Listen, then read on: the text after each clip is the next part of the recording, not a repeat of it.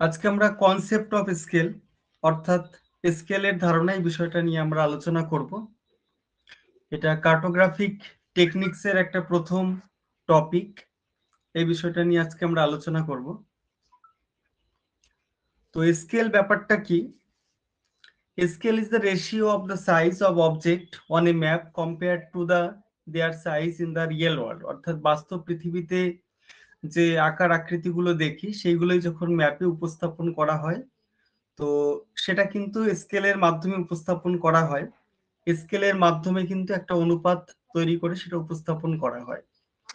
For example, on a map with the scale 4 centimetre to 1 kilometer, 4 centimeter on the map represent 1 kilometer on the real world. অর্থাৎ বাস্তব পৃথিবীতে যেরকম দূরত্ব সেটা আমরা রিডিউসড করে আমরা মানচিত্রে যখন উপস্থাপন করি সেটাই হচ্ছে স্কেলের মাধ্যমে করা হয়। এবারে কনসেপ্ট অফ স্কেলের মধ্যে আমরা যদি দেখি স্কেল শব্দটা কোন ওয়ার্ড থেকে এসেছে, তাহলে আমরা দেখব ল্যাটিন ওয়ার্ড স্কালা, সেটা থেকে স্কেল শব্দটি এসেছে, যার অর্থ হচ্ছে ল্যাডার। ল্যাডার বলতে মই বা সিঁড়ি এরকম কিছু বোঝায়।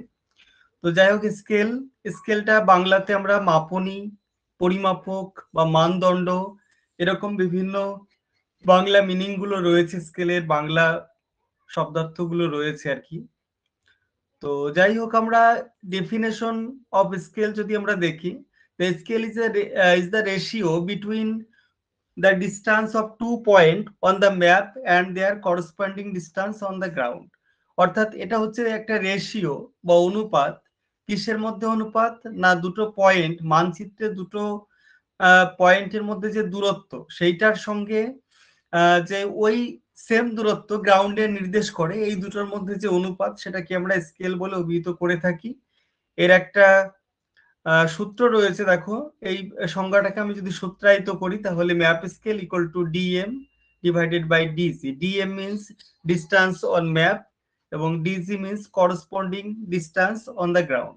অর্থাৎ মানচিত্রে যে দুটো দূরত্ব একই সেম দূরত্ব যখন গ্রাউন্ডে নির্দেশ করে, এই দুটোর মধ্যে যে রেশিও সেটাকে আমরা ম্যাপ স্কেল বলে চিহ্নিতকরণ করে থাকি। এখানে দুটো বিষয় তোমরা জেনে রাখো, স্কেলটাকে আমরা মানচিত্রের প্রাণ বলে চিহ্নিতকরণ করে থাকি। মানচিত্রের প্রাণ বলা হয় স্কেলকে, কারণ কোনো একটা মানচিত্র তুমি যদি স্কেল বিহীন আঁকো তাহলে সেই মানচিত্রের মাধ্যমে কিন্তু আমরা পুঙ্খানুপুঙ্খ তথ্য আমরা পাই না।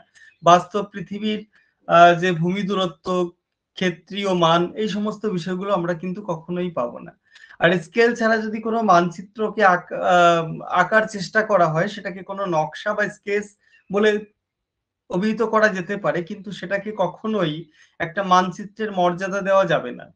তো যাই হোক, আমরা স্কেল নিয়ে বিস্তারিত আরো কিছু জানার চেষ্টা করব। এবারে আমরা how to use a map scale, অর্থাৎ একটা মানচিত্রে স্কেলের কি ব্যবহার হয়ে থাকে, স্কেলের ব্যবহারটা আমরা একটু দেখে নেওয়ার চেষ্টা করব। প্রথমত বলা হচ্ছে the scale on a map shows the actual distance between two places on the ground.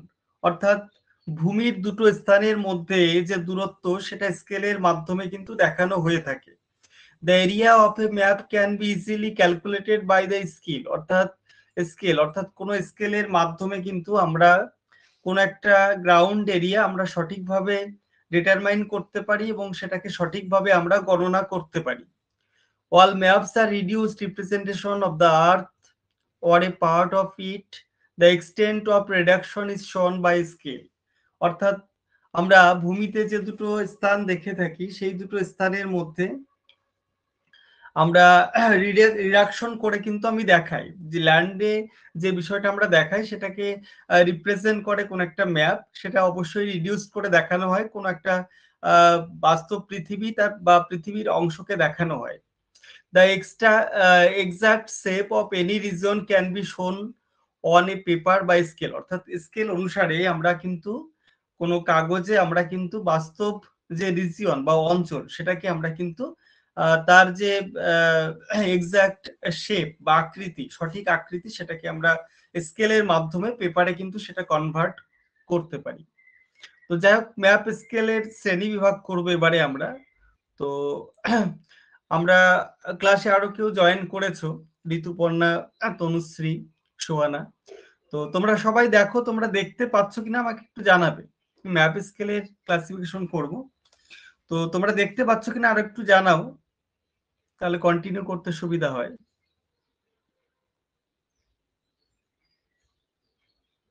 কেউ একজন জানাও।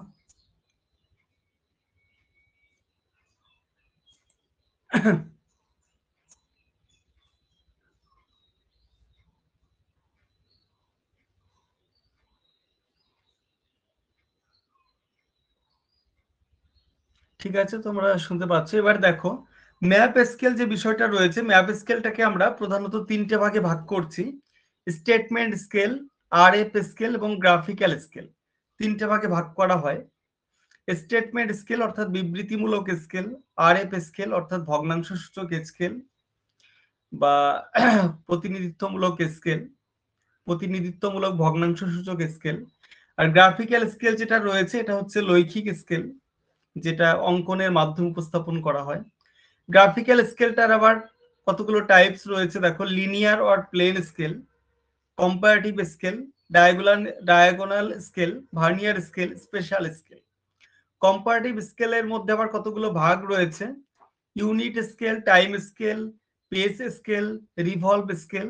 এবং স্পেশাল স্কেলের মধ্যে আবার কতগুলো ভাগ রয়েছে: square root scale, cube root scale, scale of verticals, scale of slope, perspective scale. এরকম বিভিন্ন ভাগগুলো রয়েছে, আমরা ভাগগুলো একে একে আমরা আলোচনা করব। তো যাই হোক, মানচিত্র স্কেল, এটা সার্ভেইং করার ক্ষেত্রে স্কেল গুরুত্বপূর্ণ, মানচিত্র তৈরির ক্ষেত্রে তো স্কেল অবশ্যই গুরুত্বপূর্ণ। তো স্কেলের শ্রেণী বিভাগ আমি একে একে আলোচনা করব। যে টাইপগুলো আমি দেখালাম, সেই টাইপগুলো একে একে আমি আলোচনা করার চেষ্টা করছি। প্রথমত যেটা দেখলাম যে স্টেটমেন্ট স্কেল অর্থাৎ বিবৃতিমূলক স্কেল। বিবৃতিমূলক স্কেলটা বিবৃতির মাধ্যমে উপস্থাপন করা হয়, অর্থাৎ লিখিতভাবে এটা প্রকাশ করা হয়। ফর এক্সাম্পল আমরা বলতে পারি 1 সেমি টু 2 কিলোমিটার।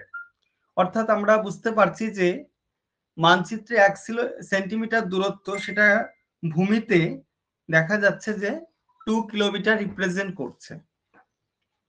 তো statement scale used words to describe what a distance on a map represent in the real world. For example, 1 centimeter equal to 10 kilometer.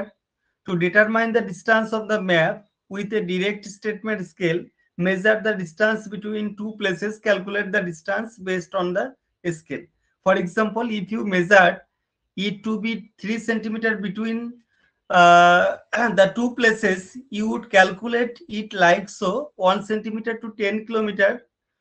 তো 3 into 10 সেন্টিমিটার, অর্থাৎ এটাকে যত দিয়ে তুমি গুণ করবে, এটাকেও কিন্তু সেটা দিয়ে সেম ইউনিট দিয়ে তুমি গুণ করলে কিন্তু এটার কোনো পরিবর্তন হয় না। 1 সেন্টিমিটার ইকুয়াল টু 10 সেন্টিমিটার যদি হয়, 10 কিলোমিটার যদি হয় গ্রাউন্ডে, তাহলে 3 centimetre on map represent 30 kilometre on ground, এটা কিন্তু হবে। Therefore the actual distance between two location is 30 kilometre. যদি 3 সেন্টিমিটার দূরত্ব হয় মানচিত্রে, তাহলে আমরা দেখব তাদের ওই দুটো স্থানের অ্যাকচুয়াল ডিস্টেন্স হবে 30 কিলোমিটার। তো এবারে আমরা আরএফ স্কেল বা রিপ্রেজেন্টেটিভ ফ্র্যাকশন, প্রতিনিধিত্বমূলক ভগ্নাংশ বা ভগ্নাংশ সূচক স্কেল, এটাকে বলা হচ্ছে রেশিও স্কেল। যেহেতু মাঝখানে ইস্টু চিহ্নটা রয়েছে, তো তার জন্য এটাকে আমরা রেশিও স্কেল বা অনুপাত সূচক স্কেল হিসাবে আমরা চিহ্নিতকরণ করতে পারি। তো রিপ্রেজেন্টেটিভ ফ্র্যাকশন বা আরএফ স্কেল যে ব্যাপারটা রয়েছে, এটা ফ্র্যাকশন বা রেশিওতে প্রকাশ করা হয়। তো এই আরএফ স্কেলের সম্বন্ধে বিস্তারিত একটু জানার চেষ্টা করব। এটা হচ্ছে এককবিহীন স্কেল বা ইউনিট লেস স্কেল। যেহেতু এটা এককবিহীন, তাই এটা সব দেশের ক্ষেত্রে কিন্তু স্কেলটা ব্যবহার করা যেতে পারে। তো তার জন্য এটাকে আমরা ইউনিভার্সাল স্কেল, ইউনিভার্সাল স্কেল হিসাবে চিহ্নিতকরণ করতে পারি। কারণ যেহেতু এককবিহীন সমস্ত দেশেই, তার জন্য কিন্তু এটা ব্যবহার করা যেতে পারে। বিভিন্ন দেশের একক বিভিন্ন থাকতে পারে, কিন্তু যেহেতু এটা এককবিহীন, তো তার জন্য সমস্ত দেশের মানুষই কিন্তু এটা দেখেই বুঝে নিতে পারে। তো তার জন্য এটাকে ইউনিভার্সাল স্কেল বলা হয়। যেহেতু একক নেই, তার জন্য এটা ইউনিটলেস স্কেল। আর যেহেতু সারা বিশ্বের মানুষ এটা বুঝতে পারে, তার জন্য এটা হচ্ছে ইউনিভার্সাল স্কেল।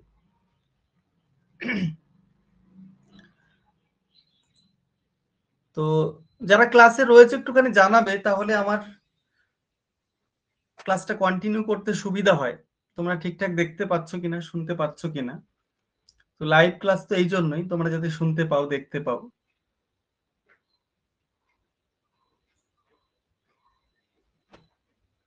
হ্যাঁ স্যার, শোনা যাচ্ছে। আচ্ছা, দেখতে পাচ্ছিলে কি স্ক্রিনটা? হ্যাঁ, দেখতেও পাওয়া যাচ্ছে। আচ্ছা আচ্ছা, ওকে ওকে, থ্যাংক ইউ। তো এবারে দেখো আমরা চলে যাব পরবর্তী যে টাইপটা রয়েছে, লিনিয়ার স্কেল। লিনিয়ার স্কেল এই বিষয়গুলো হচ্ছে তোমার গ্রাফিক্যাল স্কেল আর কি। গ্রাফিক্যাল স্কেলের যে বিভিন্ন ভাগগুলো রয়েছে, আমি গ্রাফিক্যাল স্কেলের বিভিন্ন ভাগগুলো নিয়ে আলোচনা করব। প্রথমত আমি চলে যাচ্ছি লিনিয়ার স্কেল। লিনিয়ার স্কেল আমরা সবাই এঁকেছি যখন আমরা বিভিন্ন ক্লাসে পড়েছি, বা যারা আমরা পড়াই ক্লাস 11-এ, তারাও লিনিয়ার স্কেল সম্বন্ধে আমাদের অনেক অভিজ্ঞতা রয়েছে। তো লিনিয়ার স্কেল কি? লিনিয়ার স্কেল হচ্ছে the straight line of the linear scale is divided into some primary division and some secondary division. কতগুলো প্রাইমারি ডিভিশন থাকে, সেকেন্ডারি ডিভিশন থাকে, এটাই লিনিয়ার স্কেলের মাধ্যমে অঙ্কিত হয়। এটাকে আরেকটা টাইপ রয়েছে কম্পারেটিভ লিনিয়ার স্কেল, যেখানে লিনিয়ার স্কেলে, একই লিনিয়ার স্কেলে যখন দুটো আলাদা আলাদা ইউনিট, একটা ধরো সিজিএস, একটা এফপিএস, দুটো আলাদা আলাদা ইউনিটের মধ্যে যখন তুলনা করা হয়, তখন সেটাকে আমরা কম্পোজিট লিনিয়ার স্কেল বলে থাকি। তো গ্রাফিক্যাল স্কেলের একটা ভাগ, গ্রাফিক্যাল স্কেল ব্যাপারটা কি? যখন একাধিক সরলরেখা বা লেখচিত্রের মাধ্যমে কোন স্কেলকে রিপ্রেজেন্ট করা হয়, সেটাকে আমরা গ্রাফিক্যাল স্কেল বা লৈখিক স্কেল বা চিত্রানুগ স্কেল আমরা বলতে পারি। তো গ্রাফিক্যাল স্কেলের একটা ভাগ হচ্ছে লিনিয়ার স্কেল বা রৈখিক স্কেল। তো রৈখিক স্কেলটাকে আমরা প্লেন স্কেলও বলতে পারি। তো রৈখিক স্কেল ব্যাপারটা কি? এখানে কতগুলো প্রাইমারি ডিভিশন এবং সেকেন্ডারি ডিভিশন থাকে। প্রাইমারি ডিভিশনটাকে আবার কতগুলো সেকেন্ডারি ডিভিশনে ভাগ করা হয়। আর কম্পারেটিভ যে স্কেলটা রয়েছে এখানে, কম্পারেটিভ স্কেলের ক্ষেত্রে দুটো আলাদা আলাদা ইউনিটের মধ্যে একটা তুলনামূলক স্কেল আঁকা হয়, সেটা হচ্ছে কম্পারেটিভ লিনিয়ার স্কেল। তো তো যাই হোক, আমরা বিভিন্ন স্কেলগুলো আমরা দেখে নেওয়ার চেষ্টা করলাম। এবারে আমরা রিপ্রেজেন্টেটিভ ফ্র্যাকশন অর্থাৎ আরএফ স্কেল বা প্রতিনিধিত্বমূলক ভগ্নাংশ সূচক স্কেল, যেটা সেই স্কেলটা সম্বন্ধে আমরা একটু জেনে নেওয়ার চেষ্টা করব। তো তার আগে কম্পারেটিভ লিনিয়ার স্কেল নিয়ে আলোচনা করেছিলাম। এখানে সিজিএস পদ্ধতির সঙ্গে এফপিএস পদ্ধতির বিভিন্ন তুলনা করা হয়, যেমন সেন্টিমিটার, মিটার, কিলোমিটারের ভার্সেস ইঞ্চি, ফিট, ইয়ার্ড, মাইল, এগুলো তুলনা করা হয়। কম্পারেটিভ লিনিয়ার স্কেলকে কম্পোজিট লিনিয়ার স্কেলও বলা যেতে পারে। তো যাই হোক, এবারে আমরা রিপ্রেজেন্টেটিভ ফ্র্যাকশন বা আরএফ স্কেল যেটা রয়েছে, আরএফ স্কেল ব্যাপারটা একটু দেখার চেষ্টা করব। ভগ্নাংশ সূচক স্কেল যেটা, এটা হচ্ছে এককবিহীন। যেহেতু যেহেতু এটা অনুপাত আকারে থাকে, তার জন্য এটাকে আমরা রেশিও স্কেলও বলে থাকি। বিষয়টা আমরা দেখলাম। তো লিনিয়ার স্কেল ব্যাপারটাও দেখলাম। এবারে কম্পারেটিভ লিনিয়ার যে ব্যাপারটা আলোচনা করছিলাম, কম্পারেটিভ লিনিয়ার স্কেল, যেখানে দুটো আলাদা আলাদা ইউনিটের মধ্যে তুলনা করা হয়। এই স্কেলের সাহায্যে বিভিন্ন দেশের মানচিত্রের সঙ্গে তুলনা করা যেতে পারে। এই স্কেলের সাহায্যে এক দেশের মানচিত্র অন্য দেশের মানুষের জন্য ব্যবহারযোগ্য হয়ে ওঠে বলা যেতে পারে। যারা সিজিএস পদ্ধতি বোঝে, এফপিএস পদ্ধতি হয়তো বোঝে না, তাদের ক্ষেত্রে বিষয়টা কাজে লাগতে পারে। এই ধরনের বলা যেতে পারে দুটো ইউনিটের মধ্যে একটা সহ সম্পর্ক দেখানোর চেষ্টা করা হয় এই কম্পারেটিভ লিনিয়ার স্কেলের মাধ্যমে। দুটো এককের মধ্যে, দুটো এককের মধ্যে বা ইউনিটের মধ্যে একটা কোরিলেশন বা সহ সম্বন্ধ বা সহ সম্পর্ক দেখানোর চেষ্টা করা হয়।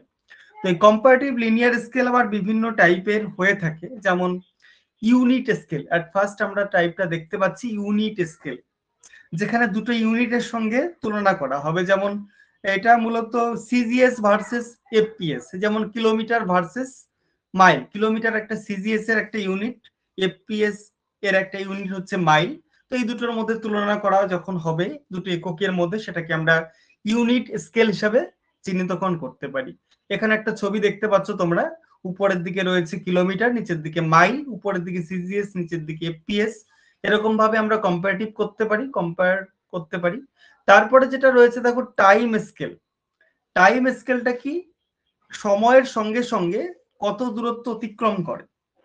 অর্থাৎ যেমন যেমন ধরো একটা ট্রেনের গতিবেগ, ট্রেনের গতিবেগ ধরো ঘন্টায় 70 কিলোমিটার, ঘন্টায় 80 কিলোমিটার। এরকম ভাবে কিন্তু সময়ের সঙ্গে সঙ্গে আমরা কত গতিবেগ বা কত দূরত্ব অতিক্রম করছে কোন একটা বিষয়, সেটার মাধ্যমে সেটা কিন্তু আমরা এই স্কেলের মাধ্যমে আমরা রিপ্রেজেন্ট করতে পারি। একটা ছবি দেখাই তাহলে বুঝতে পারবে। দেখো এখানে টাইম স্কেলের একটা ছবি তোমরা দেখতে পাচ্ছ, কম্পারেটিভ লিনিয়ার স্কেলের মধ্যে একটা টাইম স্কেল। এখানে উপরের দিকে আমরা দেখতে পাচ্ছি কিলোমিটার এবং নিচের দিকে হচ্ছে ঘন্টা। এখানে 00 মিট করেছে। এখানে 1 কিলোমিটার 1 ঘন্টা হলে পরে 6 কিলোমিটার যাচ্ছে, 2 ঘন্টা হলে পরে 12 কিলোমিটার যাচ্ছে। তো যাই হোক, এরকম ভাবে এই টাইম স্কেলটা এইভাবে রিপ্রেজেন্ট করা হয়। পরবর্তী কম্পারেটিভ লিনিয়ার স্কেলে যে টাইপটা রয়েছে দেখো, পেস স্কেল। পেস কথার অর্থ হচ্ছে পদক্ষেপ। অর্থাৎ পদক্ষেপ বলতে তোমার আমাদের হাঁটার সময় পায়ের যে চলাচল, এক পা এগোলেই সেটা এক পদক্ষেপ হিসাবে গণ্য করা হয়। সাধারণত এই পদক্ষেপের হিসাবটা তোমার ওই সৈন্যদের হাঁটার সময় পায়ের যে দৈর্ঘ্য সেই হিসাবেই করা হয়। আর সৈন্যদের এই পদক্ষেপের যে দৈর্ঘ্য সেটা হচ্ছে মূলত 30 ইঞ্চি বা সেন্টিমিটারে কনভার্ট করলে 276.3 সেন্টিমিটার। অর্থাৎ এক পা এগোলে, সৈন্যরা এক পা এগোলে এই দূরত্বটা কভার করে। তো এই পদক্ষেপের সংখ্যা অনুসারে যে স্কেল অঙ্কন করা হয় এটাকে আমরা পেস স্কেল বলে চিহ্নিতকরণ করে থাকি। সাধারণত কোনো দেশের সামরিক বাহিনী প্রতিপক্ষের অবস্থান নির্ধারণ করার জন্য মূলত এই স্কেলটা নির্ধারণ করা হয়। অর্থাৎ প্রতিপক্ষ বা শত্রুদের অবস্থান নির্ণয় করে তাদের শত্রুপক্ষকে আক্রমণ করার ক্ষেত্রে এই স্কেলটা মূলত ইউজ করা হয়ে থাকে। পেস স্কেলের একটা এক্সাম্পল বা গ্রাফিক্যাল রিপ্রেজেন্টেশন একটু দেখানোর চেষ্টা করি। দেখো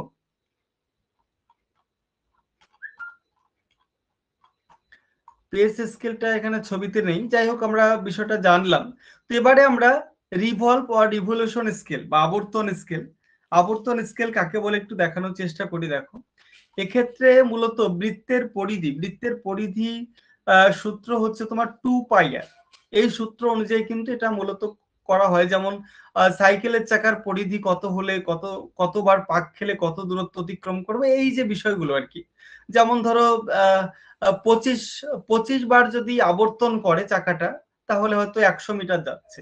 40 চাকার যে সাইজ, চাকার যে পরিধি, সেই পরিধি বিভিন্ন ছোট বড় হয়ে থাকে, সেই অনুযায়ী কিন্তু কত মিটার যাবে তার স্পিডের উপরও নির্ভর করে আর কি।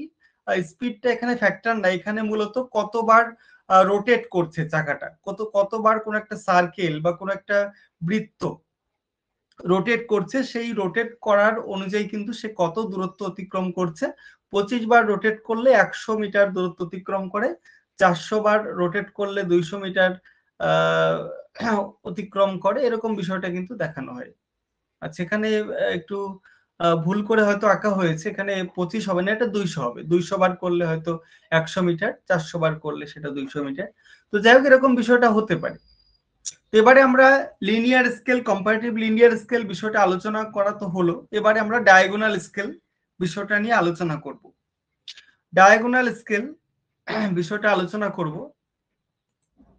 আচ্ছা যদি কেউ নতুন জয়েন করে থাকো ক্লাসে, একটুখানি জানাবে তোমরা ঠিকঠাক শুনতে পাচ্ছ কিনা। ঋতুপর্ণা বলছিলে যে স্ক্রিন দেখতে পাচ্ছিলে না তখন, তো এখন দেখতে পাচ্ছ কিনা একটু জানাবে।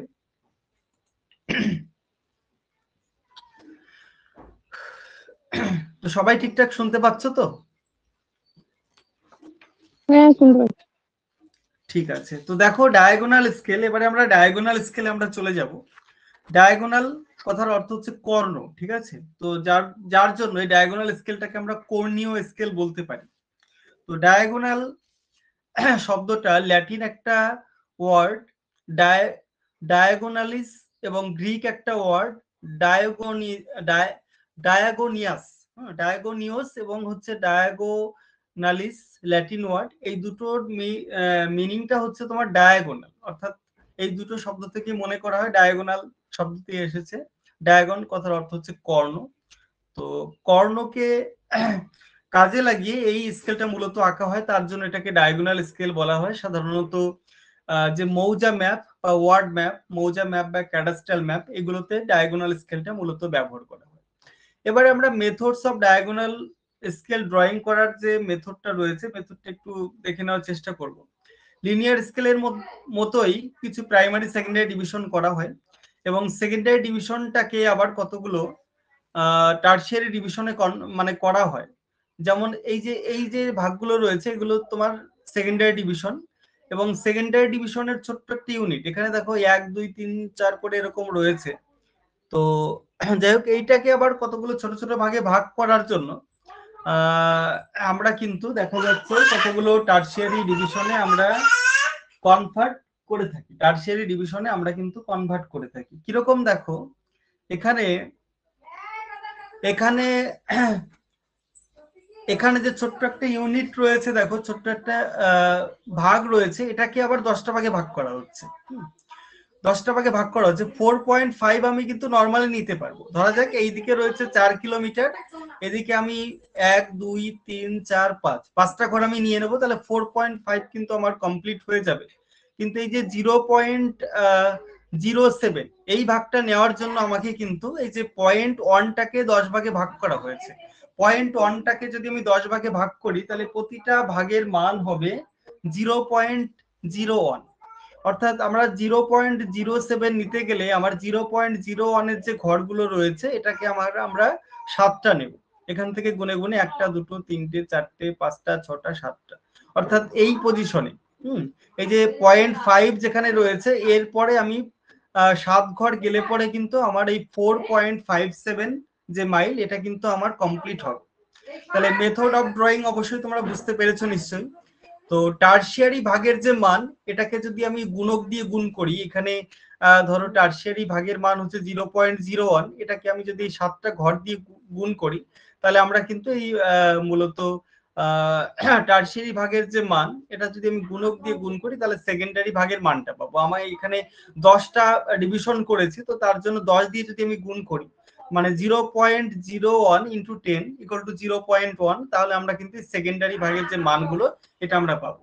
আবার এই সেকেন্ডারি ভাগের মান যেহেতু 0.1, তো তার জন্য দেখা যাচ্ছে সেকেন্ডারি ভাগের মানটা আমরা যদি এই 10টা সংখ্যা দিয়ে আমরা ভাগ করি তাহলে কিন্তু আমি প্রাইমারি ভাগের মান পাবো, কারণ এই টোটাল এখান থেকে এই পর্যন্ত টোটালটাই হচ্ছে তোমার প্রাইমারি ভাগের মান বলা যেতে পারে। তো এইভাবে দেখা যাচ্ছে আমরা primary division, secondary division, tertiary ডিভিশনে ভাগ করে আমরা কিন্তু একটা ডায়াগোনাল স্কেল আমরা আঁকতে পারি।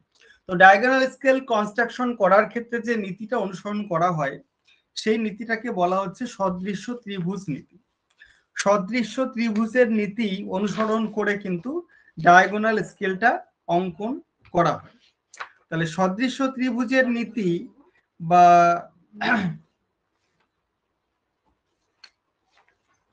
ডায়াগোনাল স্কেল অঙ্কনের যে নীতি বা সদৃশ্য ত্রিভুজের নীতি, বিষয়টা কি একটু বোঝানোর চেষ্টা করছি। দেখো এক্ষেত্রে দেখো সদৃশ্য ত্রিভুজের নীতি অনুযায়ী আমরা যদি দেখি তাহলে আমরা দেখতে পাচ্ছি এখানে একটা সমকোণী ত্রিভুজ আমরা অঙ্কন করেছি। দেখো সমকোণী ত্রিভুজ আমরা অঙ্কন করেছি এবং বলা যেতে পারে এই যে বিসি একটা সরল রেখা। তো এই বিসি সরল রেখাটাকে যদি আমি তোমার 4 ভাগে ভাগ করতে চাই তাহলে আমরা কি করব, তাহলে আমরা এখানে সমদূরত্বে কতগুলো পয়েন্ট আমরা এখানে নিয়ে নেব। দেখো এই যে S B A B C D E F বিভিন্ন বিষয়গুলো লেখা হয়েছে। তো এ সি ই এই যে পয়েন্টগুলো রয়েছে এগুলো হচ্ছে সমদূরত্ব। এখান থেকে এইটুকু যে ডিস্টেন্স, এখান থেকে এইটুকু সেই ডিস্টেন্স, এখান থেকে এইটুকু এইটুকু একই ডিস্টেন্স কিন্তু নির্দেশ করছে মূলত। তো যাই হোক এইভাবে করে যদি আমরা এই এটা একটা সমবাহু সমকোণী ত্রিভুজ বলা যেতে পারে। এটা হচ্ছে তোমার লম্ব, এটা হচ্ছে ভূমি, আর এটা হচ্ছে তোমার অতিভুজ। তো সমকোণী ত্রিভুজের ক্ষেত্রে আমরা যদি এরকম সমদূরত্বে অতিভুজের উপরে এই অতিভুজটার উপরে যদি সমদূরত্বে কতগুলো লম্ব আমরা টানি তাহলে দেখা যাবে যে এই বিসিএ সেক্ষেত্রে দেখা যাবে যে এ বি অর্থাৎ এটা হচ্ছে তোমার লম্ব। এই এ বি ডিভাইডেড বাই এ লম্ব বাই ভূমি। এই লম্ব বাই ভূমি ইকুয়াল টু এই লম্ব বাই ভূমি হবে, ইকুয়াল টু এই লম্ব বাই ভূমি হবে, ইকুয়াল টু এই লম্ব বাই ভূমি হবে। তো এইটা আমরা দেখতে পারি বিষয়টা যে প্রত্যেকটা লম্ব বাই ভূমি কিন্তু সমান রেশিওতে হবে, মানে অনুপাতটা অ্যাকচুয়ালি সমান থাকবে। তো এইভাবে সমান হওয়ার জন্য আমরা বলতে পারি যে এ বি এর যে দৈর্ঘ্য, এই যে এইটুকু না যে ডিস্টেন্স, এটা কিন্তু এই বিসি সরলরেখার 4/1 ভাগ। এই বিসি সরলরেখার 4/1 ভাগ ডিস্টেন্স হবে এবি। এই বিসি সরলরেখার 4/2 ভাগ অর্থাৎ 2/1 ভাগ ডিস্টেন্স হবে সিডি। এই বিসি সরলরেখার তোমার 4/3 ভাগ হবে ইএ।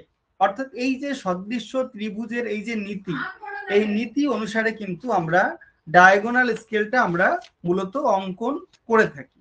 তাহলে ডায়াগোনাল স্কেল অঙ্কনের ক্ষেত্রে এই সদৃশ্য ত্রিভুজের নীতি অনুসরণ করা হয়, বিষয়টা আমরা জানলাম। এবারে কিছু স্পেশাল স্কেল রয়েছে, অর্থাৎ কিছু বিশেষ স্কেল রয়েছে। এই বিশেষ স্কেল সম্বন্ধে আমরা একটু জানার চেষ্টা করব। বিশেষ স্কেলের মধ্যে প্রথম টাইপটা যেটা রয়েছে দেখো, স্কোয়ার রুট স্কেল অর্থাৎ বর্গমূল স্কেল। বর্গমূল স্কেল সাধারণত আমরা বিভিন্ন বৃত্তের ব্যাসার্ধ নির্ণয়ের জন্য আমরা বর্গমূল স্কেলটা মূলত ব্যবহার করে থাকি। বিভিন্ন বৃত্তের যে ব্যাসার্ধ সেটা নির্ণয়ের জন্য আমরা স্কোয়ার রুট স্কেলটা ব্যবহার করে থাকি, শুধু এটুকুই জেনে রাখো। আর কিউব রুট স্কেল যে বিষয়টা, এটা আমরা বিভিন্ন গোলক বা স্পিয়ারের যে ব্যাসার্ধ, রেডিয়াস অফ ডিফারেন্ট স্পিয়ার, সেটা আমরা করার জন্য কিউব রুট স্কেল আমরা ইউজ করে থাকি। তারপরে যেটা রয়েছে আমরা দেখতে পাচ্ছি যে স্কেল অফ ভার্টিক্যালস অর্থাৎ উল্লম্ব স্কেল, এটা আমরা বিমানচিত্রের স্কেল নির্ধারণের জন্য, যেমন আমরা যে বিমানচিত্র এরিয়াল ফটোগ্রাফ সেটা নির্ধারণের জন্য focal length by flying height এরকম একটা স্কেল, যেটা আমরা স্কেল অফ ভার্টিক্যাল উল্লম্ব স্কেল এইভাবে আমরা নির্ধারণ করে থাকি। বিমানচিত্রের স্কেল মূলত এই স্কেল অফ ভার্টিক্যালস বা উল্লম্ব স্কেল হিসেবে চিহ্নিতকরণ করা হয়। তারপরে যে বিষয়টা রয়েছে দেখো, স্কেল অফ স্লোপ অর্থাৎ ঢালের স্কেল। এই ঢালের স্কেল বলতে আমরা মানচিত্রে, আমরা যে টোপোগ্রাফিক্যাল মানচিত্র বা ভূ বৈচিত্র্য সূচক মানচিত্রে, সেখানে আমরা এই ঢালের স্কেল ব্যাপারটা আমরা নির্ধারণ করে থাকি। সাধারণত সমোন্নতি রেখার মধ্যবর্তী যে ঢাল, কতটা কি ঢাল, এটা বোঝানোর জন্য কিন্তু এই ধরনের একটা স্কেল অফ স্লোপস ইউজ করে থাকি আমরা। তারপরে যেটা রয়েছে আরেকটা টাইপস রয়েছে দেখো, সেটা হচ্ছে পার্সপেক্টিভ স্কেল। পার্সপেক্টিভ স্কেল যার বাংলা মিনিং হচ্ছে চিত্রানুপাত স্কেল। তো চিত্রানুপাত স্কেল ব্যাপারটা বিভিন্ন ব্লক, ভূমি নকশা ইত্যাদি অঙ্কন করার জন্য, ইত্যাদি ল্যান্ডস্কেপ বা ভূদৃশ্য অঙ্কন করার জন্য কিন্তু এই ধরনের পার্সপেক্টিভ স্কেল বা চিত্রানুপাত স্কেলটা ব্যবহার করা হয়। আচ্ছা, এবারে এই স্কেলগুলো তো একদমই সহজ, তোমাদের হয়তো বুঝতে কোনো অসুবিধা হয়নি। এবারে আমরা ভার্নিয়ার স্কেল। ভার্নিয়ার স্কেলটা হয়তো অনেকেই আমরা বুঝতে একটু অসুবিধা হয়। তোমরা একটু যারা ক্লাসে রয়েছে ভালো করে বিষয়গুলো বোঝার চেষ্টা করবে। ভার্নিয়ার স্কেলের আলোচনা আমি করব এখন। তো বুঝতে কোনো অসুবিধা হলে আমাকে তৎক্ষণাৎ বলবে, তাহলে আমার আরেকবার রিপিট করতে সুবিধা হয়। তো তারপরে দেখো, আমরা ভার্নিয়ার স্কেলটা আলোচনা করছি। ভার্নিয়ার স্কেলটা কাকে বলে? ভার্নিয়ার স্কেলটা আরো সূক্ষ্ম আলোচনা করার জন্য ভার্নিয়ার স্কেলটা ব্যবহার করা হয়। মূল স্কেলের সাথে এখানে একটা ক্ষুদ্র স্কেলের একটা মানে যেটা চলনশীল বা একটা স্মরণযোগ্য একটা ক্ষুদ্র স্কেল ব্যবহার করা হয়। ভার্নিয়ার স্কেল ওটাই মূল স্কেলের সঙ্গে ইউজ করা হয়, যেটার মাধ্যমে আমরা ক্ষুদ্রতম ভগ্নাংশের মানও কিন্তু আমরা পরিমাপ করতে পারি। সেটা হচ্ছে ভার্নিয়ার স্কেল। এই ভার্নিয়ার স্কেলটা 1631 সালে ফরাসি একজন গণিতবিদ, গণিত শাস্ত্রবিদ পিয়ের ভার্নিয়ার তিনি কিন্তু প্রথম এই স্কেলটা উদ্ভাবন করেছিলেন বা প্রবর্তন করেছিলেন। এই ভার্নিয়ার স্কেলটার অস্তিত্ব কিন্তু মেইন স্কেলের সাথে হয়, অর্থাৎ মেইন স্কেল ছাড়া কিন্তু ভার্নিয়ার স্কেলটা অস্তিত্ববিহীন বলা যেতে পারে। এবং ভার্নিয়ার স্কেলটা মূলত রেক্টিলিনিয়ার বা সরল রৈখিক হতে পারে, অথবা এটা কার্ভিলিনিয়ার বা বক্ররৈখিক হতে পারে। সাধারণত বিভিন্ন সিজিএস, এফপিএস এর বিভিন্ন ইউনিটগুলো দেখানোর জন্য রেক্টিলিনিয়ার ভার্নিয়ার স্কেল আমরা ইউজ করে থাকি। আবার আমরা বৃত্তের পরিধি বা বৃত্তের যে ডিগ্রি ইউনিটগুলো সেটা দেখানোর জন্য অনেক সময় আমরা কার্ভিলিনিয়ার বা বক্ররৈখিক স্কেল ভার্নিয়ার স্কেলটাও আমরা ইউজ করে থাকি। তো এখানে আমরা ছবিতে আমরা কতগুলো ভার্নিয়ার স্কেলের একটা ছবি আমরা দেখতে পাচ্ছি। উপরে রয়েছে মেইন স্কেল এবং নিচে এটা রয়েছে ভার্নিয়ার স্কেল। সাধারণত দেখা যায় পজিটিভ ভার্নিয়ারের ক্ষেত্রে মেইন স্কেলের ডিভিশন যদি 10টা থাকে তাহলে ভার্নিয়ার স্কেলের ডিভিশন 9টা হয়। এখানে এই যে তোমার সরি, মেইন স্কেলের ডিভিশন যদি 9টা হয়, ভার্নিয়ার স্কেল ডিভিশন একটা বেশি হয়। এই মেইন স্কেলের ডিভিশন এই যে 9টা ভাগ, এটা ভার্নিয়ার স্কেলে কিন্তু 10 ভাগ করে দেখানো হয়েছে। অর্থাৎ main scale division is to vernier scale division equal to 9:10 এরকম ভাবে দেখানো হয়। তো ভার্নিয়ার স্কেলটা বিভিন্ন ইনস্ট্রুমেন্ট বা যন্ত্রপাতিতে ব্যবহার করা হয়। এবারে আমরা জেনে নেব এইগুলো নিয়ে বিভিন্ন এমসিকিউ কোশ্চেন হয়, তোমরা বিষয়গুলো একটু জেনে রাখার চেষ্টা করো। ভার্নিয়ার স্কেল ব্যবহৃত হয় এরকম কয়েকটি যন্ত্র আমি দেখানোর চেষ্টা করব। প্রথমত ট্রানজিট থিওডোলাইট। ট্রানজিট থিওডোলাইট যে যন্ত্র ছবিতে তোমরা দেখতে পাচ্ছ, এই বাঁদিকের এই যে সবুজ রঙের যে যন্ত্র ইনস্ট্রুমেন্ট, এটা হচ্ছে ট্রানজিট থিওডোলাইট। এর মাধ্যমে কি করা হয়, কোনো দূরবর্তী কোনো স্থানের দূরত্ব এবং দূরবর্তী স্থানের কোনো উচ্চতা এটা আমরা কিন্তু পরিমাপ করতে পারি এই ট্রানজিট থিওডোলাইট যন্ত্রের মাধ্যমে। ট্রানজিট থিওডোলাইট যন্ত্রের মাধ্যমে আমরা দূরত্ব উচ্চতাগুলো আমরা মেজারমেন্ট করতে পারি। তারপরে যেটা রয়েছে ডান দিকে এই যে মাঝখানে যে ছবিটা তোমরা দেখতে পাচ্ছ, এটা হচ্ছে সেক্সট্যান্ট যন্ত্র। সেক্সট্যান্ট যন্ত্রের সাহায্যে কিন্তু আমরা সূর্যের যে উন্নতি কোণ সেটা আমরা পরিমাপ করতে পারি, বা কোনো নক্ষত্রের যে উন্নতি কোণ সেটা আমরা পরিমাপ করতে পারি। তারপরে যেটা রয়েছে ব্যারোমিটার। ডান দিকের এই যে লম্বা ছবিটা তোমরা দেখতে পাচ্ছ, ব্যারোমিটার, এটা বায়ুর চাপ মাপার যন্ত্র। এখানেও আমরা ভার্নিয়ার স্কেল আমরা ব্যবহার করে থাকি। বিভিন্ন যে যন্ত্রপাতিগুলো তোমরা দেখতে পাচ্ছ, এখানে আমরা বিভিন্ন ভার্নিয়ার স্কেলগুলো আমরা সাধারণত ব্যবহার করে থাকি। প্লারিমিটার যন্ত্র, যেটা ভূমির ক্ষেত্রফল নির্ণয়ের জন্য আমরা ইউজ করে থাকি, এই যন্ত্রটা তোমরা দেখতে পাচ্ছ, এটা প্লারিমিটার যন্ত্র। এবং লাস্ট এই যে যন্ত্রটা তোমরা দেখতে পাচ্ছ, এটা হচ্ছে অ্যাবনি লেভেল যন্ত্র। আমাদের গ্রাজুয়েশনের বিভিন্ন সেমিস্টারের সিলেবাসে কিন্তু এই প্রত্যেকটা যন্ত্রই আমরা হয়তো পড়েছি, সেক্সট্যান্ট বাদে বাকি যন্ত্রপাতিগুলো আমরা ইউজ করেছি, প্র্যাকটিক্যালি আমরা শিখেছি। অ্যাবনি লেভেলটা মূলত ভূমির ঢাল পরিমাপের ক্ষেত্রে কিন্তু আমরা ইউজ করে থাকি। তো যাই হোক, এবারে আমরা ভার্নিয়ার স্কেলের ক্ষেত্রে একটা গুরুত্বপূর্ণ বিষয় ভার্নিয়ার কনস্ট্যান্ট বা ভার্নিয়ার স্থিরাঙ্ক বা ভার্নিয়ার ধ্রুব, এই বিষয়টা তোমাদের একটু বুঝে নিতে হবে।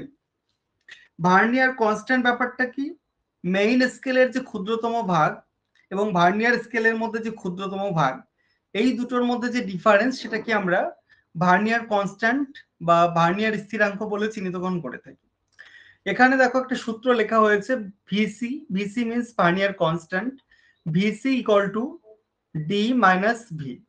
D means least count of main scale এবং V means least count of vernier scale. অর্থাৎ মেইন স্কেলের ক্ষুদ্রতম ভাগ হচ্ছে ডি এবং ভার্নিয়ার স্কেলের ক্ষুদ্রতম ভাগ হচ্ছে ভি। এই দুটোর মধ্যে যে ডিফারেন্স বা পার্থক্য সেটাকেই বলা হচ্ছে ভার্নিয়ার কনস্ট্যান্ট। এবং এই সূত্রটা থেকে আমরা বিসি ইকুয়াল টু ডিএন এই সূত্রটা আমরা পাই, যেখানে ডি মানে হচ্ছে তোমার least count of main scale, মূল স্কেলের ক্ষুদ্রতম ভাগ, আর এর মানে হচ্ছে তোমার number of vernier scale division, অর্থাৎ ভার্নিয়ার স্কেলের ভাগ সংখ্যা ঠিক কতগুলো রয়েছে। মেইন স্কেলের একটা ছোট্ট অংশকে আমরা যখন ভার্নিয়ার স্কেলের টোটাল ডিভিশন দিয়ে আমি ভাগ করব, তাহলেই কিন্তু আমি ভিসি পাবো। এই দুটো সূত্রই কিন্তু আমরা মনে রাখার চেষ্টা করব, VC equal to D minus V, VC equal to D by N. এবার এই ডি মাইনাস ভি থেকে ডি বাই এন সূত্রটা কিভাবে এসছে এইটা আমি একটু দেখানোর চেষ্টা করব। ধরা যাক number of vernier scale division equal to N, মানে কোন একটা স্কেলের ক্ষেত্রে যদি 10খানা main scale vernier scale division হয়, অবশ্যই মেইন স্কেল ডিভিশন একটা কম থাকবে, মেইন স্কেল ডিভিশন 9টা থাকবে। যদি ভার্নিয়ার স্কেল ডিভিশন যদি আমি মনে মনে এন ধরি, তাহলে অবশ্যই main scale division N minus 1 হবে, একটা কম হবে, তাই তো? যদি ভার্নিয়ার স্কেল ডিভিশন যদি 10টা হয় তাহলে এটা হবে 9টা, এটা যদি 20টা হয় এটা হবে 19টা, এরকম ভাবেই তো হয় নিশ্চয়ই। তাহলে মেইন স্কেল ডিভিশন হবে n মাইনাস 1। সাপোজ আমি ধরলাম vernier scale division equal two n, so number of main scale division equal two n minus n। এইবার n মাইনাস 1 কে আমরা যদি list count of main scale দিয়ে আমি গুণ করি, তাহলে কি পাবো? তাহলে আমি total length of vernier scale পাবো। সাপোজ আমি যদি দেখি যে আমার n মাইনাস 1 হচ্ছে তোমার 9টা, নটাকে আমি মেইন স্কেল, একটা ছোট্ট ইউনিট হচ্ছে 0.1 ধরো, হ্যাঁ 0.1। তারপর ধরো একটা ইঞ্চিকে 10 ভাগে ভাগ করা হয়েছে, প্রতিটা ভাগ হচ্ছে 0.1 করে। তাহলে 0.1 কে আমি যদি ওই 9 দিয়ে ভাগ করি তাহলে হচ্ছে 0.9, তাহলে total length of vernier scale হবে 0.9, এরকম একটা বিষয় আর কি। তো যাই হোক, আমরা ভার্নিয়ার স্কেলের একটা ক্ষুদ্রতম ভাগ, ভার্নিয়ার স্কেলের ডিভিশন আমি দেখেছিলাম এন সংখ্যক ডিভিশন। তো টোটাল বিষয়টা যদি আমি দেখি, লিস্ট কাউন্ট অফ মেইন স্কেলটাকে আমি আবার ডি দ্বারা প্রকাশ করছি। লিস্ট কাউন্ট অফ মেইন স্কেলটা ডি দ্বারা প্রকাশ করছি। এইবার n-1 into D divided by N, তাহলে কিন্তু আমরা ভার্নিয়ার স্কেলের একটা লিস্ট কাউন্ট আমরা পাবো। ভালো করে দেখো, বুঝতে পারলে কিনা।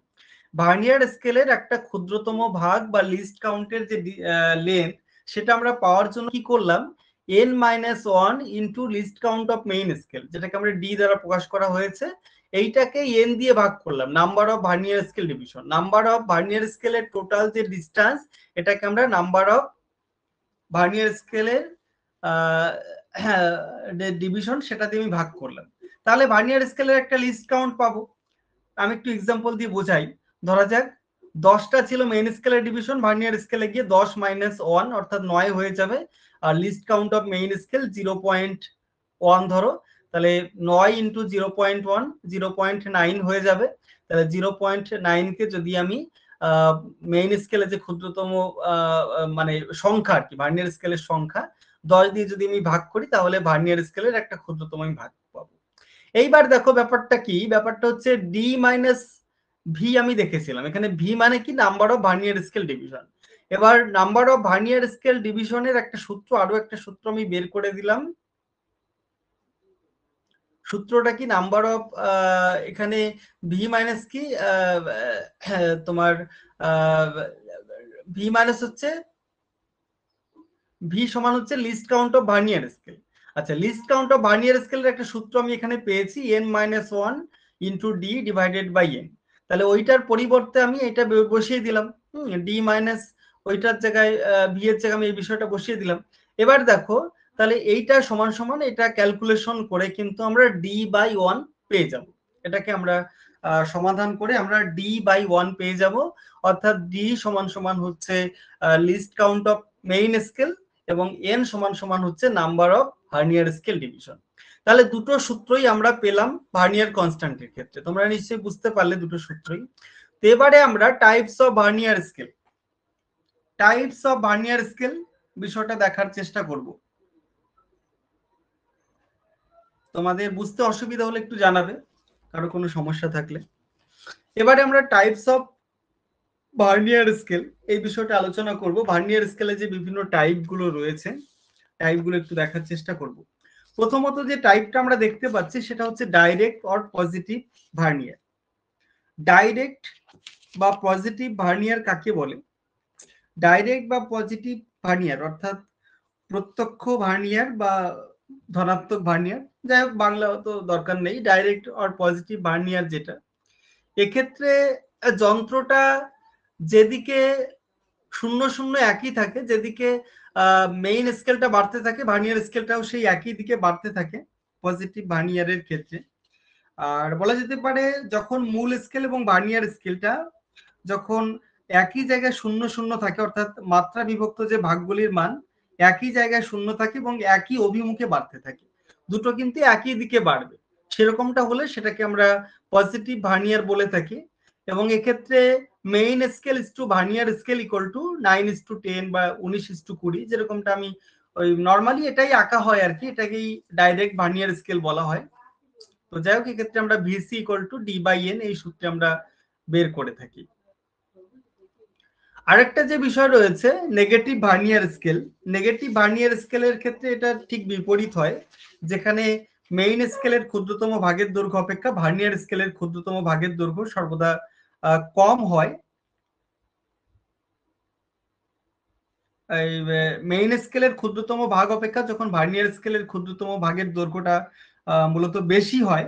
আমরা নর্মালি পজিটিভ ভার্নিয়ারের ক্ষেত্রে যেটা দেখি যে মেইন স্কেলের একটা ক্ষুদ্রতম ভাগের দৈর্ঘ্য অপেক্ষা ভার্নিয়ার স্কেলের ক্ষুদ্রতম ভাগের দৈর্ঘ্যটা সর্বদা কম হয়। কিন্তু নেগেটিভ ভার্নিয়ারের ক্ষেত্রে ঠিক উল্টো হয়। নেগেটিভ ভার্নিয়ারের ক্ষেত্রে ব্যাপারটা কি হয়, এটা মেইন স্কেলের যে দাগ সংখ্যা সেটা অপেক্ষা ভার্নিয়ার স্কেলে দাগের সংখ্যা একবার বেশি হয়।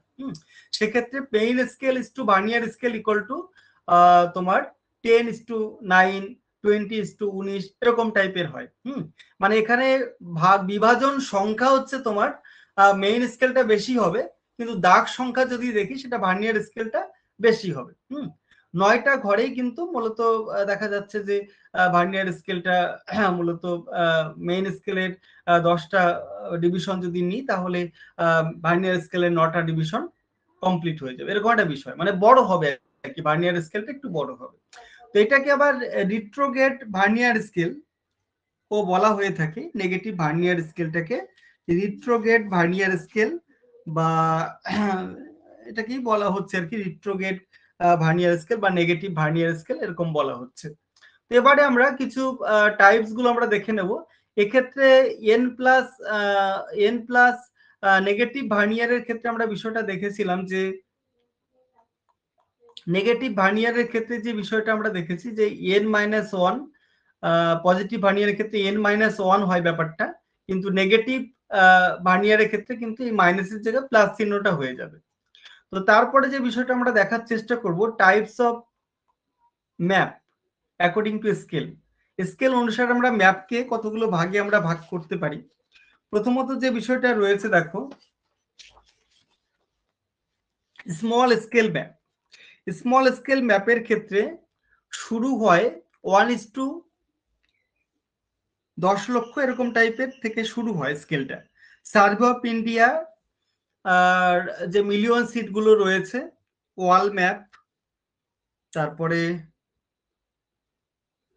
তারপরে ওয়াল ম্যাপ, অ্যাটলাস ম্যাপ, গ্লোব, এগুলো কিন্তু এই টাইপের হয়। তারপরে যেটা রয়েছে দেখো medium scale map. Medium scale ম্যাপটা সাধারণত 1:50,000 থেকে 1:10 লক্ষর মধ্যে হয়ে থাকে, এবং এর এক্সাম্পল হিসেবে আমরা টপোগ্রাফিক্যাল ম্যাপ বলতে পারি, এছাড়া বিভিন্ন ডিস্ট্রিক্ট ম্যাপ, স্টেট ম্যাপ, এগুলো আমরা বলতে পারি।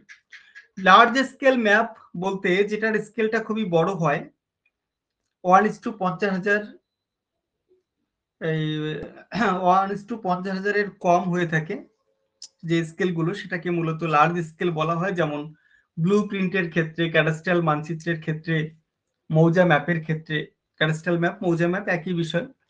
তো এইগুলোর ক্ষেত্রে কিন্তু লার্জ স্কেল ম্যাপটা ইউজ করা হয়। এবারে আমরা কিছু important notes for linear scale. Linear scale আঁকার জন্য কিছু গুরুত্বপূর্ণ একক এবং এককে কনভার্ট করা হয়েছে, সিজিএস থেকে এফপিএস এ কনভার্ট করা হয়েছে। এই বিষয়গুলো তোমরা জেনে রাখার চেষ্টা করবে, এটা নিয়েও বিভিন্ন এমসিকিউ কোশ্চেন গুলো হতে পারে আর কি।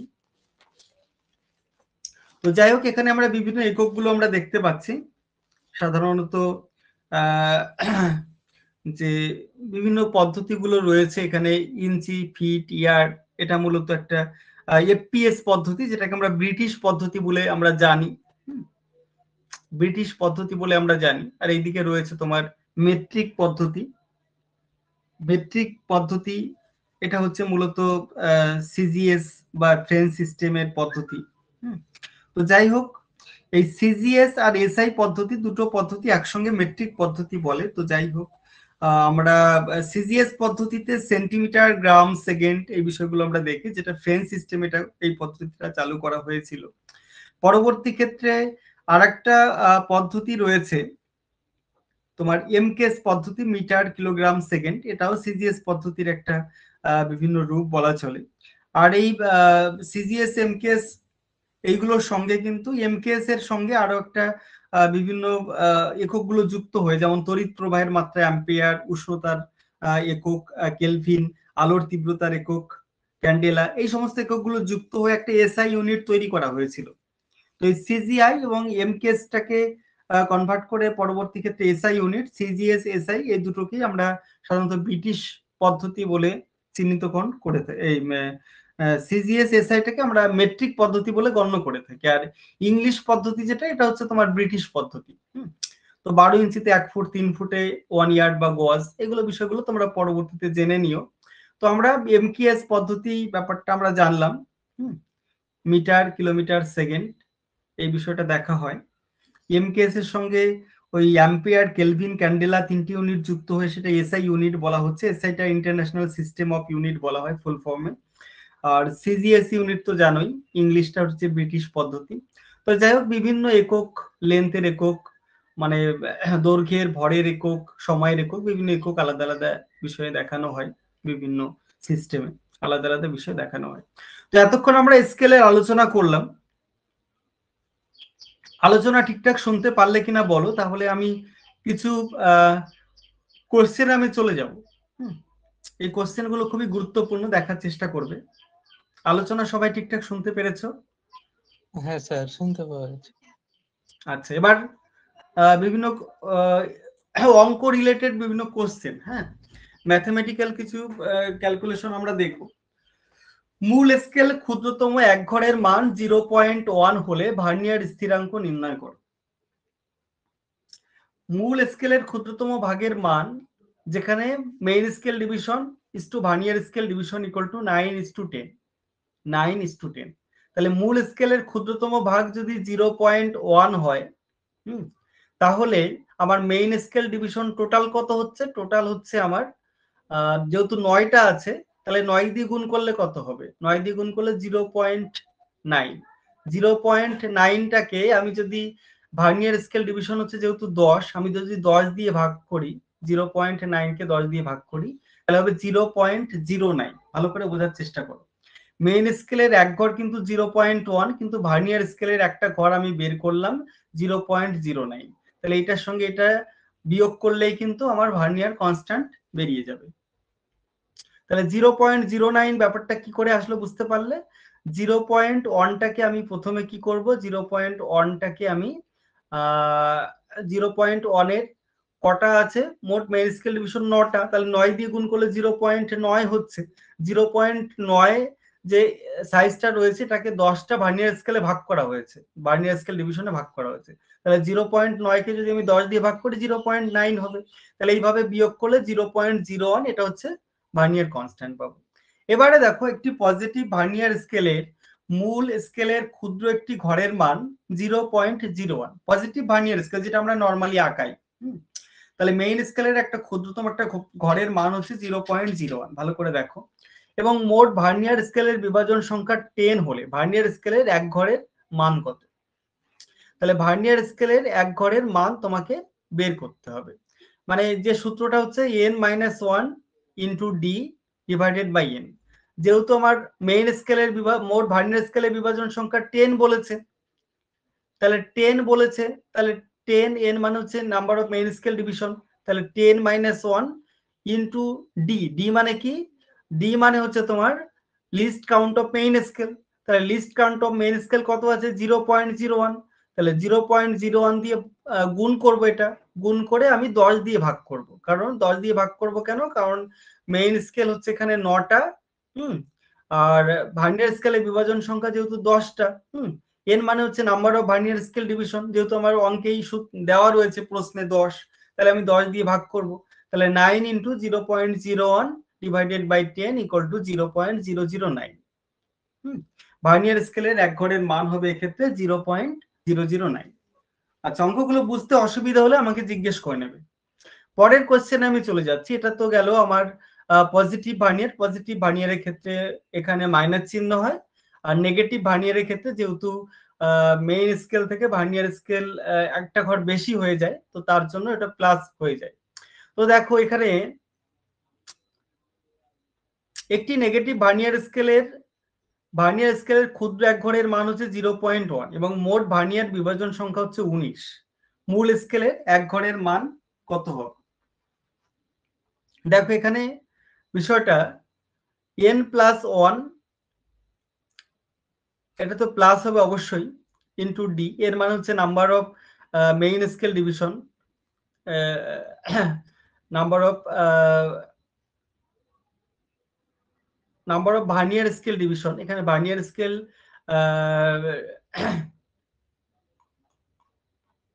এখানে আমরা যে বিষয়টা দেখব, নেগেটিভ ভার্নিয়ার স্কেলের ক্ষেত্রে প্রশ্নটা বলেছে ভার্নিয়ার অংশের একটা ক্ষুদ্রতম এক ঘরের মান ক্ষুদ্রতম এক ঘরের মান হচ্ছে তোমার ভার্নিয়ার অংশের ক্ষুদ্র এক ঘরের মান হচ্ছে 0.1, ভার্নিয়ার অংশের ক্ষুদ্র এক ঘরের মান হচ্ছে 0.1, আর এখানে মোট ভার্নিয়ার বিভাজন সংখ্যা হচ্ছে 19।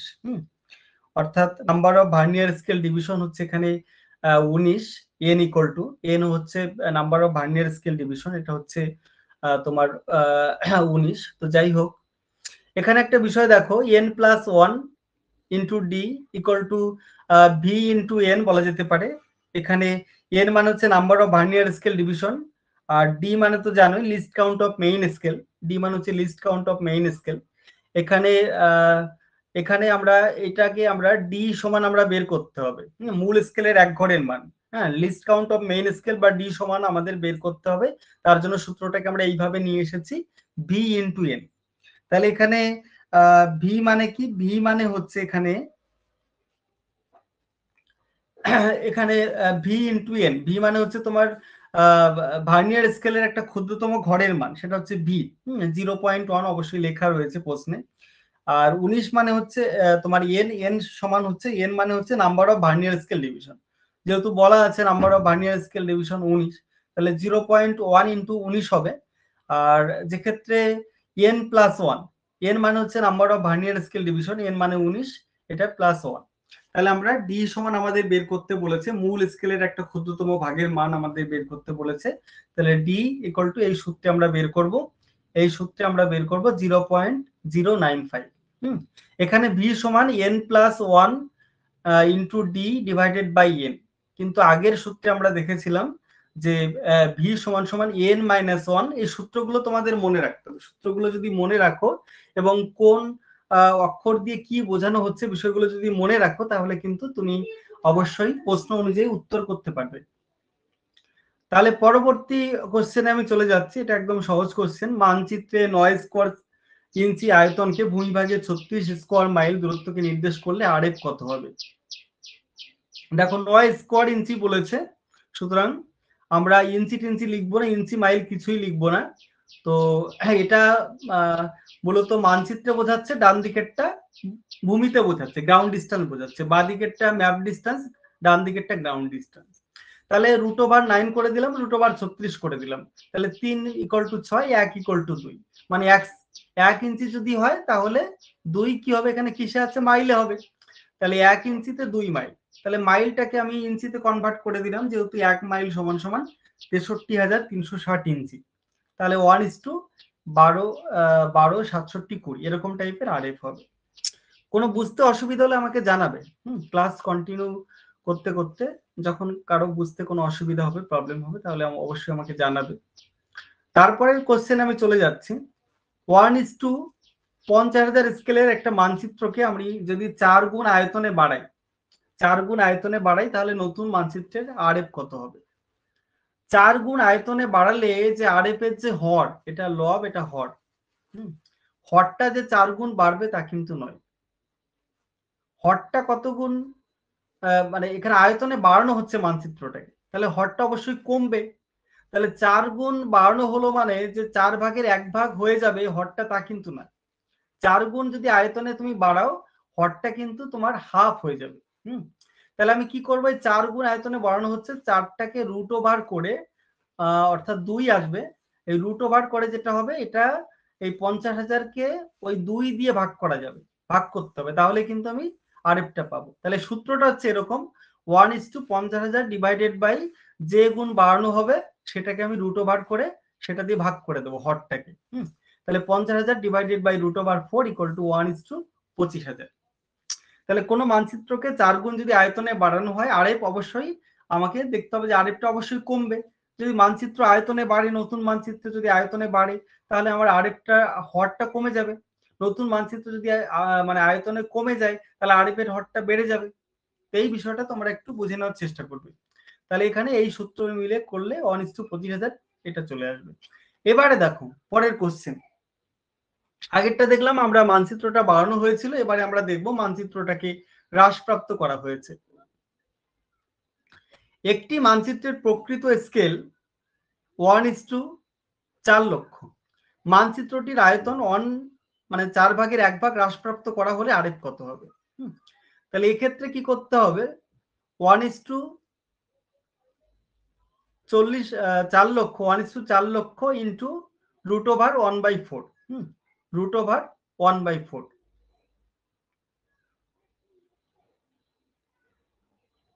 এটাকেও এইভাবে লিখতে পারতে 1:50,000 গুণ √4 এটাও লিখতে পারতে। এইভাবে লিখলেও কিন্তু একই অ্যান্সার আসতো আর কি। এটার ক্ষেত্রে দেখো 1:4 লাখ ইন্টু √1/4 √1/4 করলে 1/2 হবে, যেহেতু এটা হ্রাসপ্রাপ্ত করা হয়েছে আরএব এর হর অবশ্যই বাড়বে। এটা করলেও কিন্তু ওটাই হতো যদি আমরা করতাম এরকম যে 1:50,000 তারপরে আমি গুণ লিখে √4 লিখতাম, তাহলে কিন্তু উত্তরটা এরকমই আসতো। আর √1/4 করা হয়েছে মানে 1/2 হবে এটাকে বর্গমূল করলে, তাহলে এখানে দেখো 1:8 লক্ষ এরকম টাইপের হবে। কোন মানচিত্রের প্রকৃত স্কেল 1:80,000 যদি মানচিত্রের রৈখিক হ্রাসের মাত্রা 8/1 হয় তাহলে মানচিত্রের স্কেল কত হবে? এক্ষেত্রে রৈখিক হ্রাসের মাত্রা বলেছে, এখানে কোনো √ওভার করার কোনো দরকার নেই। একটা জিনিস মনে রাখবে, যদি রৈখিক হ্রাসের মাত্রা বলা হয়ে থাকে পরীক্ষায়, রৈখিক হ্রাসের মাত্রা বৃদ্ধির মাত্রা, সেক্ষেত্রে কোনো √ওভার করার কোনো দরকারই নাই। নর্মালি আমি গুণ করে দেবো। তাহলে মানচিত্রের স্কেল কত আছে 1:80,000 1/80,000 ইন্টু আমি কত দিয়ে গুণ করবো 1/8 দিয়ে, তাহলে উত্তর হবে 1:64 ঠিক আছে। পরের কোশ্চেন আমি চলে যাচ্ছি। দেখো আচ্ছা, বুঝতে কি কোনো অসুবিধা হচ্ছে যারা আছো ক্লাসে? মীরা, নবকুমার, সাদিকুল, সৌভিক? না স্যার, ওটা স্যার বলছি ওই একটাতে রুট হচ্ছে আর একটাতে রুট হচ্ছে না, ওইটার ব্যাপারটা আমরা একটু ক্ষেত্রীয় হ্রাস বৃদ্ধির মাত্রা যদি আমি দেখি তাহলে কিন্তু তোমার রুট হবে। ধরো থেকে একটা টোপোসিট 1:50,000 থাকে, তাই না? 1:50,000 থাকে। এবার টোপোসিটের 9টা গ্রিড থাকে টোটাল, তাই না? আমরা টোপোসিট যখন পড়েছি 9টা গ্রিডের একটা গ্রিড, আমরা যখন ওই প্র্যাকটিক্যাল মানে খাতায় যখন আমি ছবিটা আঁকতাম তখন কিন্তু 9টা ভাগের 1 ভাগকে আমি খাতায় দেখাতাম, ওই 1 ভাগের মধ্যেই 9টা গ্রিড দেখানোর চেষ্টা করতাম। যে কোনো ধরো রিলিফ ম্যাপ বলো বা অন্য কোনো ফিজিওলজিক্যাল ম্যাপ বলো, যে কোনো ম্যাপ কিন্তু আমি একটা গ্রিডের মধ্যে দেখানোর চেষ্টা করতাম। কিন্তু তার আরএফ কত হতো কারো মনে আছে? আরএফ কত হতো তখন? দেখবে তোমাদের হয়তো মনে নাই, আরএফটা হতো 1:1.5 লক্ষ। হ্যাঁ স্যার, 1.5 লক্ষ হতো। তাহলে 1:50,000 কে আমি 3 দিয়ে গুণ করে 1.5 লক্ষ হয়েছে, তাই না? কিন্তু আমি ওটাকে রিডিউস করেছি কিন্তু 9 ভাগের 1 ভাগ। 9 ভাগের 1 ভাগ রিডিউস করলাম বলেই যে আরএফ তোমার 9 গুণ বেড়ে গেল আরএফ এর হর, তা কিন্তু না। আরএফ এর হরটা কি ওই √9, অর্থাৎ √9 করলে 3 হবে, তাহলে 3 গুণ বেড়ে যাবে। বিষয়টা বুঝতে পেরেছো? ওই টাইপের আর কি। ওইভাবে রৈখিক হ্রাস বৃদ্ধির মাত্রা করলে আমি √ওভার করব না। আর যদি আমি ক্ষেত্রীয় হ্রাস বৃদ্ধির মাত্রা মানে টোটাল মানচিত্রের হ্রাস বৃদ্ধির মাত্রা যদি আমি দেখি তাহলে অবশ্যই আমি √ওভার করতেই হবে। আচ্ছা, এবারে আমরা পরবর্তী কোশ্চেনে আমি চলে যাচ্ছি। দেখো, প্রকৃত মানচিত্রের স্কেল ও নতুন মানচিত্রের স্কেল যথাক্রমে 1:এত হলে মানচিত্রের হ্রাস বৃদ্ধির মাত্রা বের করতে হবে। এটার একটা সূত্র আছে। সূত্রটা কি, নতুন মানচিত্রের স্কেলটা উপরে লিখবে এবং প্রকৃত আগের পুরনো মানচিত্রের স্কেলটা নিচে লিখবে। তাহলে নতুন মানচিত্রের স্কেল কত 1:40,000 1/40,000 লিখলাম, নিচে লিখলাম আগের মানচিত্র। এটাকে স্কোয়ার করলেই কিন্তু এটা হ্রাস বৃদ্ধির মাত্রা বেরিয়ে যাবে। ঠিক আছে, এটা 2 স্কোয়ার মানে 4 হয়েছে।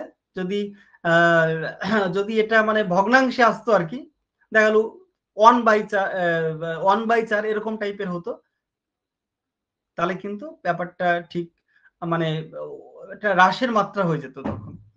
আচ্ছা, যেহেতু 4 এসছে তাহলে 4 গুণ, তাহলে এটা অবশ্যই বৃদ্ধির মাত্রা হবে। তো যাই হোক, এখানে হ্রাস বা বৃদ্ধির মাত্রা বলা হতে পারে এরকম ভাবে ক্যালকুলেশন করবে। নতুনটা উপরে লিখবে, আসলে বৃদ্ধির মাত্রা স্যার। হ্যাঁ। আর যদি মানে 1/4 বা 1/3 এই টাইপের হতো তখন ওটা হ্রাসের মাত্রা হতো, মানে 4/1 ভাগ এই টাইপের হতো। পরের কোশ্চেন দেখো, একটি ভার্নিয়ার স্কেলের মূল স্কেলের ক্ষুদ্র এক ঘরের মান 0.4।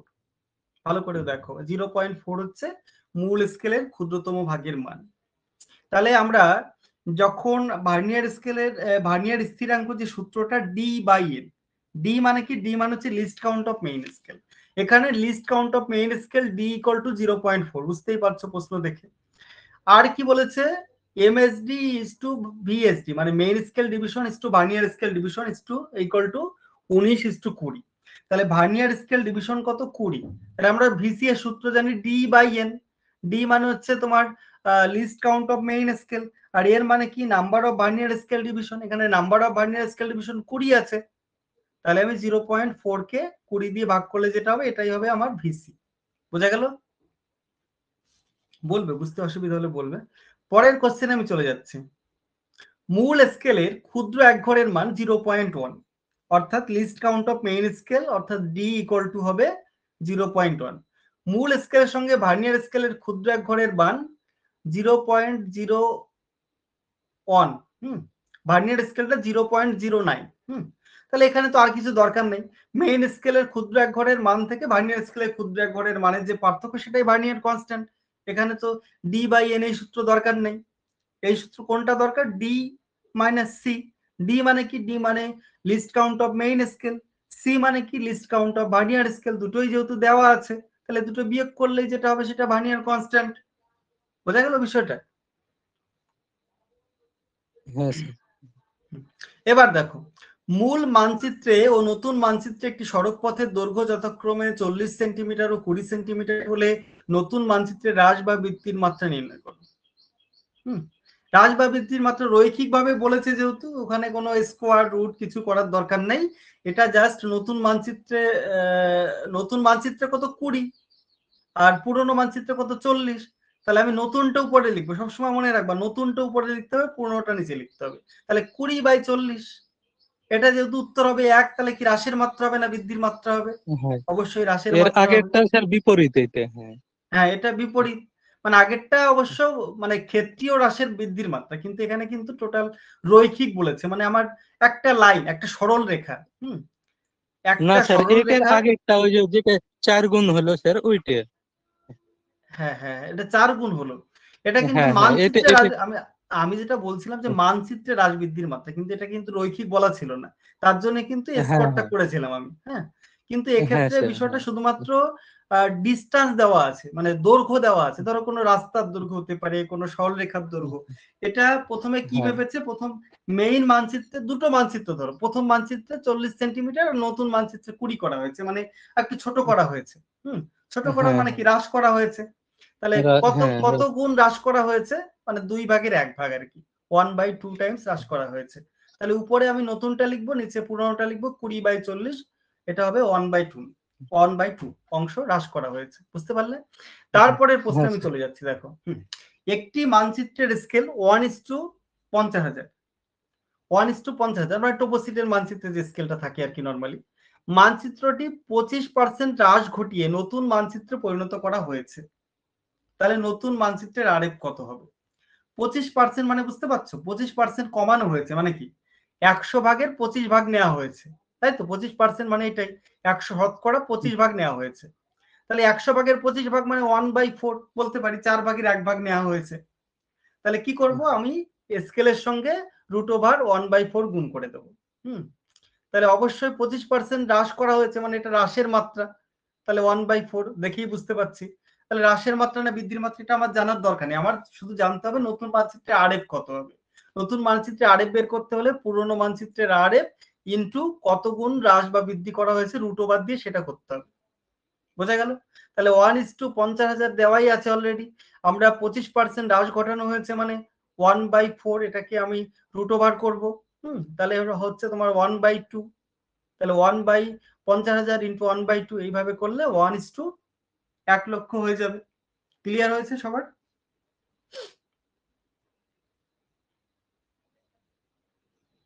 বুঝতে অসুবিধা হলে বলবে। পরের কোশ্চেনে আমি চলে যাচ্ছি।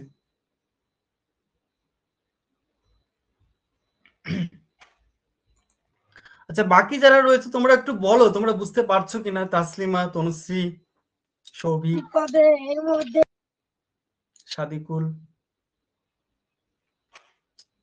বুঝতে পারছো তো সবাই? না বুঝলে জিজ্ঞেস করে নেবে।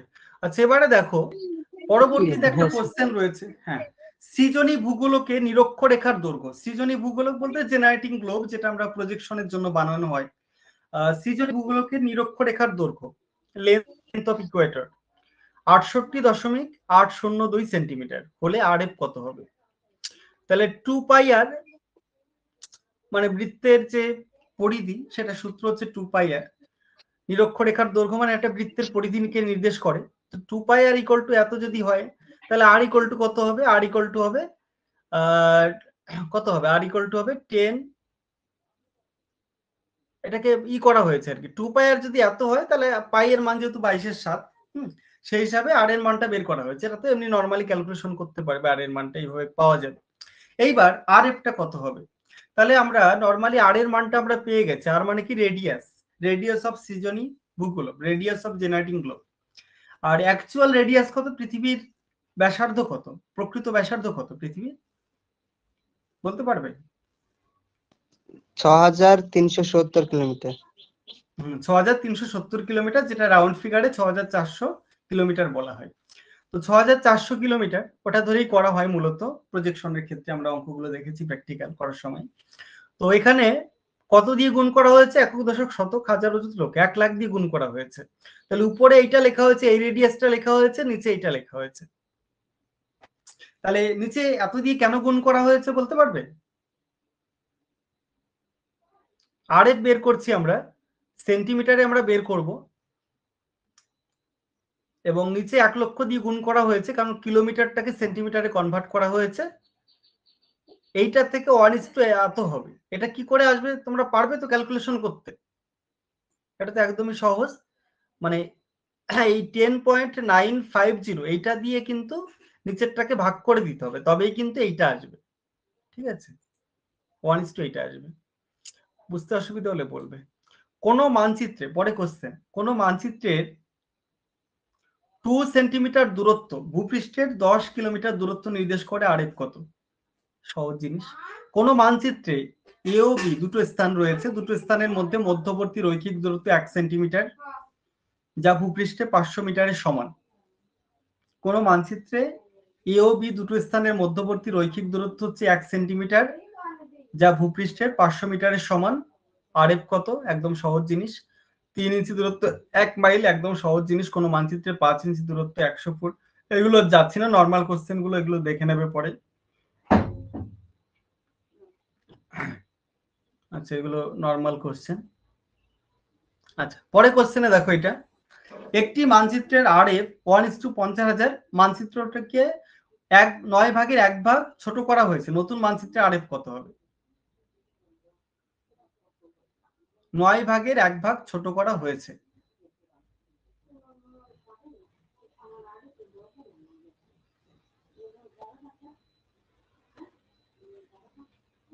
এটা একটা শূন্য বেশি হবে, 1:5000, তাই তো? হ্যাঁ, তাহলে ঠিক আছে, 1:5000 আছে, আর হচ্ছে 1:5000। তাহলে এটাকে 1:5000 ইন্টু রুট ওভার এটা গুণ করতে হবে। নতুন মানচিত্রে আরএফ বের করতে বলেছে। নতুন মানচিত্রে আরএফ ইকুয়াল টু পুরনো মানচিত্রের আরএফ ইন্টু রুট ওভার হ্রাস বা বৃদ্ধির মাত্রা। তাহলে 1/9 এটা রুট ওভার করা হয়েছে। মানে এটা ওই আরএফ তোমার টোপোগ্রাফিক্যাল ম্যাপের ক্ষেত্রে আমরা 1:50,000 একটা শূন্য বাড়িয়ে দিলে এখানেও একটা শূন্য বাড়িয়ে যাবে, অর্থাৎ 1:1 লাখ 1.5 লাখ হয়ে যাবে বিষয়টা। যেহেতু 1:50,000 বলেছে, নতুন মানচিত্রে আরএফ হবে 1:15,000। একটি মানচিত্রের আরএফ এত, মানচিত্রকে 4 গুণ বড় করা হলো, নতুন মানচিত্রে আরএফ কত হবে? তাহলে এটা এইভাবে করতে পারো, 1:20,000, 1:20,000 into root over 4, into root over 4, অর্থাৎ এটা এরকম করলে এরকমই দাঁড়াবে 10,000, এরকম টাইপের হবে। একটি মানচিত্রের আরএফ এত, মানচিত্রের রিডাকশনের পর নতুন আরএফ এত। তাহলে নতুন আরএফ বাই পুরনো আরএফ স্কোয়ার করলে যেটা হবে, সেটা হবে মানচিত্র হ্রাস বা বৃদ্ধির মাত্রা। বোঝা গেল? তাহলে 1/3 হোল স্কয়ার ইকুয়াল টু 1/95। তারপরে কোশ্চেন দেখো, একটি মানচিত্রের আরএফ 1:, এত হলে মানচিত্র কি বড় করার পর নতুন আরএফ হয়েছে এত। তাহলে কত গুণ বড় করা হয়েছে, কত গুণ বড় করা হয়েছে, এটা কি করে বের করবে? প্রথমে আমরা নতুন মানচিত্রটা কত, নতুন মানচিত্রটা হচ্ছে বড় মানচিত্র এইটা আছে 1:, এত, এইটা বাই আগেরটা, এইটা বাই আগেরটা করলে যেটা হবে সেটাই হচ্ছে গুণ হবে, 4 গুণ, ঠিক আছে। নতুনটা বাই পুরোনোটা স্কোয়ার করলে আগেরটা যেরকম দেখেছিলাম কত ছোট করা হয়েছে, নতুনটা বাই পুরোনোটা স্কোয়ার করলে যেটা হবে সেটাই হবে, আর এটা নতুন বাই পুরোনো যেটা হবে স্কোয়ার করলে যেটা হবে সেই গুণটাই হবে। আমরা বড় করা যদি হয় তাহলে এরকম ভগ্নাংশে আসবে না, পূর্ণ সংখ্যা আসবে, আর ছোট করা হয়েছে তাহলে সেক্ষেত্রে ভগ্নাংশে আসবে। এবার পরের কোশ্চেন দেখো, কোন মানচিত্রে 9 স্কোয়ার সেন্টিমিটার ইকুয়াল টু এত সেন্টিমিটার এত স্কোয়ার কিলোমিটারকে নির্দেশ করে, তাহলে প্রত্যেকটা রুট ওভার করে দেবে, √9 equal to √225, 3 equal to 15, 1 equal to 5। তাহলে মানচিত্রের আরএফ হবে, যেহেতু এটা সেন্টিমিটার কিলোমিটারে আছে, তাহলে 1 সেন্টিমিটার ইকুয়াল টু 5 কিলোমিটার, তাহলে 5 কিলোমিটার মানে 5 লক্ষ কিলোমিটার, 5 লক্ষ সেন্টিমিটার। আচ্ছা, পরে কোশ্চেন দেখো, কোন মানচিত্রে একটি বর্গাকার ক্ষেত্রের পরিসীমা 16 সেন্টিমিটার, একটা বর্গাকার ক্ষেত্র রয়েছে তার পরিসীমা হচ্ছে 16 সেন্টিমিটার, ভালো করে বোঝো, যা ভূপৃষ্ঠে 64 সেন্টিমিটার ক্ষেত্রফল নির্দেশ করে, 64 সেন্টিমিটার ক্ষেত্রফল নির্দেশ করে। ধরা যাক একটা বর্গাকার ক্ষেত্র রয়েছে, বর্গাকার ক্ষেত্রটা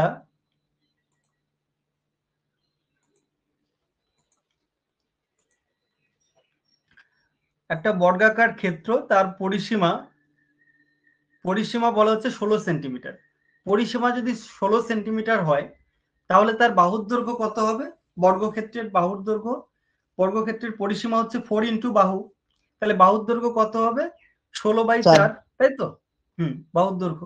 তাহলে ভূপৃষ্ঠের ক্ষেত্রফল কত আছে 64 স্কোয়ার কিলোমিটার, ভূপৃষ্ঠের ক্ষেত্রফল যদি 64 স্কোয়ার কিলোমিটার হয় তাহলে তার বাহুর দৈর্ঘ্য কত হবে, ক্ষেত্রফল, ক্ষেত্রফল মানে কি বাহু স্কোয়ার, তাই তো। ক্ষেত্রফল থেকে বাহুর দৈর্ঘ্য বের করতে গেলে কি করতে হবে, √ওভার ক্ষেত্রফল, বর্গক্ষেত্রের যে সূত্রগুলো আছে আর কি, তাই তো, সবাই বুঝতে পারলে। এখানে বাহুর দৈর্ঘ্য, আর এইটা দেখলাম আমি এটাও বাহুর দৈর্ঘ্য, এটা ক্ষেত্রফল থেকে বাহুর দৈর্ঘ্য করা হয়েছে, আর এইটা আমার কি করেছি পরিসীমা থেকে বাহুর দৈর্ঘ্য করা হয়েছে, দুটোই বর্গক্ষেত্র। তাহলে equal to 4 equal two 8, 1 equal to 2, বোঝা গেল বিষয়টা, বুঝতে পারলে কে নাকি?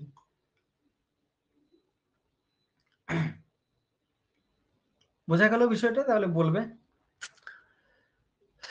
তারপরে কোশ্চেন দেখো, তোমরা একটু রেসপন্স করো তাহলে ক্লাসটা সুবিধা হয়।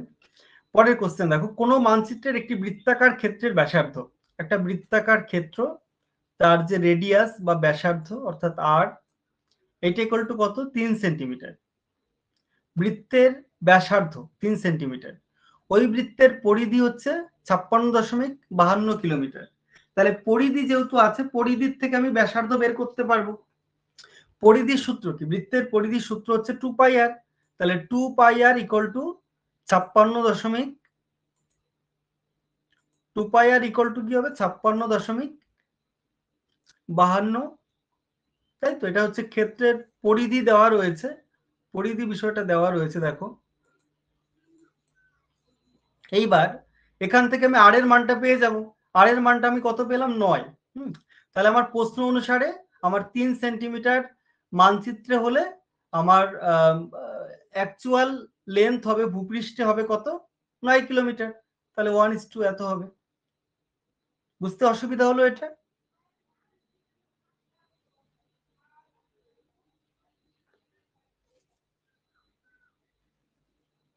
বুঝতে কি অসুবিধা হলো? যারা ক্লাসে রয়েছে একটু বলবে। আচ্ছা, পরের কোশ্চেন, তোমরা শুনতে পাচ্ছ দেখতে পাচ্ছ তো ঠিকঠাক? হ্যালো, হ্যাঁ স্যার, শুনতে পাই। ঠিক আছে ঠিক আছে। তো দেখো একটু রেসপন্স করবে মাঝে মধ্যে, এগুলো তো অঙ্ক, তোমাদেরও বুঝতে সুবিধা হবে। তাহলে একটি গ্লোবের উপর নিরক্ষরেখার দৈর্ঘ্য, একটা ভূগোলক বা গ্লোব, সেইটার উপর নিরক্ষরেখার যে দৈর্ঘ্যটা রয়েছে, এই নিরক্ষরেখার যে দৈর্ঘ্য, মাঝখানে যে নিরক্ষরেখাটা থাকে আর কি, মাঝখানে যে নিরক্ষরেখা রয়েছে, নিরক্ষরেখার এই চারিপাশের যে দৈর্ঘ্য, এটা হচ্ছে 50.24 সেন্টিমিটার। গ্লোবের আরএফ বের করতে হবে। তাহলে নিরক্ষরেখার দৈর্ঘ্য মানে কি? বৃত্তের পরিধি। বৃত্তের পরিধির সূত্র কি? 2 পাই আর। তাহলে 2 পাই আর ইকুয়াল টু 50.24। তাহলে আর এর মান আমরা বের করে নেবো। আর এর মান হচ্ছে 8 সেন্টিমিটার। ঠিক আছে, এইবার আর এর মান 8 সেন্টিমিটার। পৃথিবীর প্রকৃত ব্যাসার্ধ বাস্তবে কিন্তু এখানে দেওয়া নেই, কিন্তু আমরা জানি প্রকৃত ব্যাসার্ধ 6400 কিলোমিটার। তাহলে 8 সেন্টিমিটারে 6400 কিলোমিটার, তাহলে আর এফ হবে এইটা। বুঝতে পারলে সবাই?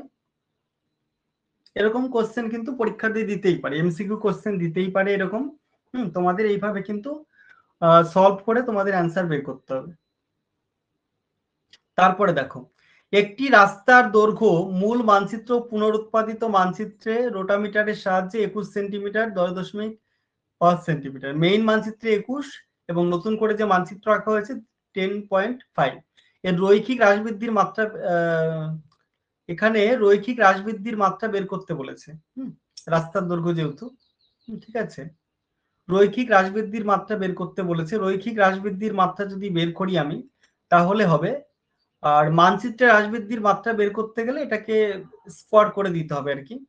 1/4 হয়ে যাবে তখন। এখানে রৈখিক হ্রাসবৃদ্ধির মাত্রা হবে তোমার 10.50 ডিভাইডেড বাই 21। এখানে প্রশ্নে রৈখিক বলা নেই, যদি রৈখিক বলা হতো তাহলে ব্যাপারটা এরকম হতো। আর মানচিত্রের হ্রাসবৃদ্ধির মাত্রা বলা হলে সেটাকে স্কোয়ার করে দিতে হতো, 1/4 করা হতো। তো যাই হোক, বিষয়টা জেনে রাখো। মূল মানচিত্রের স্কেল কত? 1:৭৫,০০০। মানচিত্রটির রৈখিক হ্রাসের মাত্রায় 1/3। রৈখিক হ্রাসের মাত্রা কত? 1/3। তাহলে হ্রাসপ্রাপ্ত মানচিত্রের স্কেল কত হবে? তাহলে রৈখিক হ্রাসের মাত্রা কিন্তু 3/1 তাহলে স্কেলটা কত হবে? 3/1 যদি হয়, 3/1 যদি হয়, তাহলে স্কেলটা কত হবে? তাহলে এটা অবশ্যই এই যে 75,000 রয়েছে, 75,000টাকে কিন্তু 3 দিয়ে ভাগ করতে হবে। মানে 75,000 গুণ 1/3। উপরে একই থাকবে, উপরে একই থাকবে, আর নিচে কি করব? 75,000 বাই ডিভাইডেড বাই, না 75,000 মানে ভাগ 1/3 আর কি। এটা গুণ করলে, গুণ চিহ্ন দিলে উপরে 3/1 হবে আর কি। তো 3 দিয়ে গুণ করে দিলে হয়ে যাবে আর এফ এর যে হরটা, এটা 3 গুণ বেড়ে যাবে আর কি, 1:225,000। তারপরে দেখো, মূল মানচিত্রের স্কেল 1:66,000। মানচিত্রটি রৈখিক বৃদ্ধির মাত্রা 2.5 গুণ। 2.5 গুণ হলে নতুন মানচিত্রের আরএফ কত হবে? তাহলে বৃদ্ধির মাত্রা বলেছে 2.5 গুণ। তাহলে আমি কি করব? রৈখিক নতুন মানচিত্রে আরএফ বলেছে, এখানে রৈখিক কথাটা উল্লেখ আছে, তো তার জন্য এটা কি করতে হবে? এইটাকে যেহেতু আমার বৃদ্ধি করা হয়েছে, বৃদ্ধি করা মানে আরএফ এর হরটা কমে যাবে, তাহলে কি করতে হবে? 2.5 গুণ। তাহলে 2.5 দিয়ে ভাগ করলে যেটা হবে সেটাই হয়ে যাবে উত্তর। ঠিক আছে, 2.5 গুণ যেহেতু বলেছে, এরকম উত্তর হয়ে যাবে। তারপরে কোশ্চেন দেখো, মূল মানচিত্রের আরএফ এত, এই মানচিত্রের হ্রাসের হার এত হলে নতুন মানচিত্রের আরএফ কত হবে? একটা সূত্র আছে, নতুন মানচিত্রের আরএফ ইকুয়াল টু মূল মানচিত্রের আরএফ ইনটু হ্রাস বা বৃদ্ধির মাত্রা, শতকরা হ্রাসের হার যেটা। ঠিক আছে, এখানে 100/60 হ্রাস করা হয়েছে, তাহলে 60% বলা হয়েছে, তাহলে উত্তর হবে এটা 1:85,000। এখানে সূত্রটা মনে রাখবে, হ্রাসপ্রাপ্ত মানচিত্রের স্কেল ইকুয়াল টু মূল মানচিত্রের স্কেল ইনটু মানচিত্রের শতকরা হ্রাসের হার। বোঝা গেল বিষয়টা? এটা মনে রাখার চেষ্টা করবে। হ্রাসের হার বলেছে, তাহলে এখানে কমে যাচ্ছে আর কি 60%। তাহলে নিশ্চয়ই এখানে মানচিত্র ছোট হলে আরএফ এর হরটা বেড়ে যাবে। তাহলে কি পরিমাণে বাড়বে? এটাকে গুণ করে দিতে হবে 1/51,000 ডিভাইডেড, মানে ইনটু হচ্ছে তোমার 60/100, গুণ করে দিতে হবে। এবার দেখো, মূল মানচিত্রের স্কেল এত যদি মানচিত্রকে 90% বর্ধিত করা হয়। এখানে হ্রাস করা হয়েছিল বলে 60/100, এখানে বর্ধিত করা হয়েছে মানে 100 ভাগ থাকলে সেটাকে 190 করা হবে। তাহলে এটাকে ওইভাবে গুণ করে দেবে। এটার স্কেল হচ্ছে 1:76,000, 1/76,000 গুণ 190/100 করলে এটা হবে। তাহলে সূত্র কি? বৃদ্ধিপ্রাপ্ত মানচিত্রের স্কেল সেম সূত্র, এটা শুধুমাত্র শতকরা বৃদ্ধির হার, এটা ছিল শতকরা হ্রাসের হার। মূল মানচিত্রের স্কেল ইনটু মানচিত্রের শতকরা বৃদ্ধির হার। আচ্ছা, বুঝতে অসুবিধা হলে এই অঙ্কটাই ওই 90% এর সাথে ওই 100 যোগ করতে হবে ওইটা হুম মানে 190 ধরো বা একটা 100। একটা মানচিত্র, পুরনো মানচিত্র ধরো আছে 100%, হ্যাঁ তাহলে হ্যাঁ ওটাকে যদি 90 ভাগ বর্ধিত করো তাহলে কি 190 হয়ে যাবে জিনিসটা, তাই না? হ্যাঁ হ্যাঁ হ্যাঁ স্যার। আরো 90 ভাগ বাড়ানো হয়েছে। ধরো 100 টাকায় কিনে একটা ব্যক্তি 120 টাকায় মানে 20% লাভে যদি বিক্রি করে, তাহলে অবশ্যই তাকে 120 টাকায় বিক্রি করতে হবে, এরকম একটা বিষয় আর কি। হ্যাঁ বুঝতে পেরেছি। পরেরটা দেখো, আরএফ হচ্ছে 1:25,000 স্কেলের একটি মানচিত্রে একটি বড় হ্রদকে 8 ভাগের 3 ভাগ অংশ ছোট করে অন্য একটি মানচিত্র তৈরি করা হলো। নতুন মানচিত্রের আরএফ কত? এটা রৈখিক টৈখিক বলা নাই, তো তার জন্য এটাকে মানচিত্রের আরএফ বের করতে বলেছে, রুট ওভার করে দিতে হবে তার জন্য। দেখো নতুন হ্রাসপ্রাপ্ত মানচিত্রের স্কেল যেটা হবে, আগের যেটা 1:25,000 ইন্টু রুট ওভার 3/8, যেহেতু ছোট করা হয়েছে তাহলে উত্তরটা হবে এইটা 1:40,825। পরীক্ষায় তো ক্যালকুলেটর ব্যবহার করতে দেবে না, ক্যালকুলেটর ছাড়াই করা যাবে, সেরকম কোনো সংখ্যা দিয়েই দিয়ে দেবে পরীক্ষায়। হ্যাঁ, তো পয়েন্টের সংখ্যা নাও দিতে পারে। তো নতুন মানচিত্রের আরএফ এভাবে বের করতে হবে। যাই হোক, পরেরটা দেখো, একটি মানচিত্রকে 5 গুণ বড় করে পুনরায় আঁকা হয়েছে, 5 গুণ বড় করে আঁকা হয়েছে। নতুন মানচিত্রের স্কেল, নতুন মানচিত্রের আরএফটা দেওয়া আছে, তাহলে পুরনো মানচিত্রের আরএফটা বের করতে হবে। তাহলে আমরা সূত্রই আগে আমরা জেনেছি যে নতুন মানচিত্রের স্কেল ইকুয়াল টু পুরনো মানচিত্রের স্কেল ইন্টু হ্রাস বা বৃদ্ধির মাত্রা রুট ওভার, তাই তো? তাহলে আমি প্রশ্নে আমার কি দেওয়া রয়েছে, প্রশ্নে আমার দেওয়া রয়েছে নতুন মানচিত্রের স্কেল, মানে এইটা দেওয়া আছে। তাহলে আমার বের করতে হবে মূল মানচিত্রের স্কেল। হ্রাস বা বৃদ্ধির মাত্রা তো অবশ্যই দেওয়া আছে 5 গুণ। তাহলে আমরা সূত্র অনুযায়ী আমরা মূল মানচিত্রের স্কেলটা আমরা বসিয়ে দিলাম, সরি, নতুন মানচিত্রের স্কেলটা আমরা বসিয়ে দিলাম। নতুন মানচিত্রের স্কেলটা কত আছে, 1:, এইটা যা আছে পয়েন্টে বসিয়ে দিলাম, ইকুয়াল টু মূল মানচিত্রের স্কেল দেওয়া নেই, এটা বসিয়ে দিলাম, ইনটু বৃদ্ধির মাত্রা কত, রুট ওভার 5। ঠিক আছে। আচ্ছা, এবার তাহলে মূল মানচিত্রের স্কেল বের করবে, এইভাবে আমরা সমাধান করে বের করতেই পারি। আর একটা বোঝা গেল। এবার পরে কোশ্চেনে চলে যাচ্ছি। দেখো, একটি মানচিত্রকে 3 ভাগের 1 ভাগ অংশ হ্রাসপ্রাপ্ত করে পুনরায় আঁকা হয়েছে। একই সূত্রে চলে যাও, নতুন মানচিত্রের স্কেল ইকুয়াল টু মূল মানচিত্রের স্কেল ইন্টু নতুন মানচিত্রের হ্রাসের মাত্রা বা বৃদ্ধির মাত্রা। নতুন মানচিত্রটা দেওয়া রয়েছে 1:, এইটা, এটা বসিয়ে দিলাম। মূল মানচিত্রের স্কেল আমাকে বের করতে হবে, এইটা ইন্টু রুট ওভার 1/3 ক্যালকুলেশন করে এইটা হবে। এই দুটো প্রশ্ন বুঝতে অসুবিধা হচ্ছে কারণ সূত্রটা মনে রাখবা, তাহলেই হয়ে যাবে, আর কিচ্ছু জানার দরকার নেই। সূত্র খেলে অঙ্ক করবা, একদম শর্টকাট হয়ে যাবে। তারপরে এইটুকুই ছিল। এবারে আমরা কিছু কোশ্চেন দেখবো। কোশ্চেনে আমি সময় তো বেশি না, আমি নর্মাল কোশ্চেন খুব বেশি দেখছি না, নর্মাল কোশ্চেন তোমরা এমনি অ্যান্সার করতে পারবে। এই অঙ্ক রিলেটেড কিছু কোশ্চেন আছে, অপশন আছে, এইগুলোই আমি দেখবো। নর্মাল কোশ্চেন গুলো একটু বাড়িতে দেখে নিও।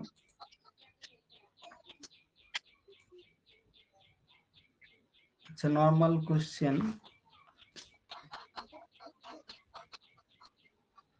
46 দাগের কোশ্চেনটা দেখো।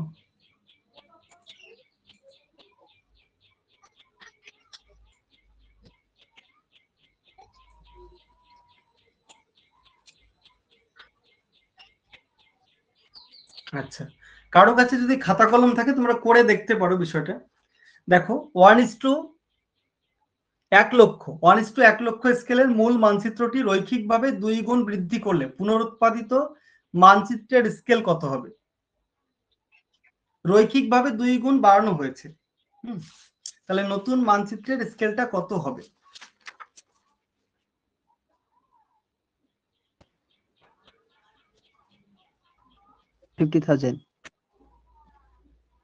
অবশ্যই 50,000 হবে সঠিক উত্তর।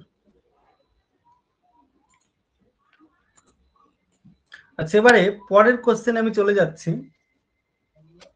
46 গেল, 47 তো নর্মাল কোশ্চেন আছে, 48 চলে যাচ্ছি। দেখো,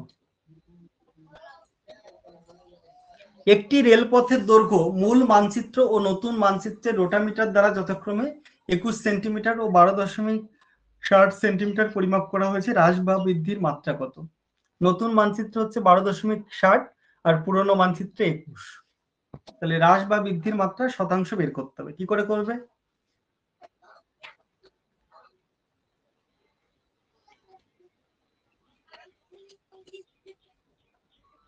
করে দেখতে পারো খাতায়, তোমরা করে অ্যান্সারটা বলো।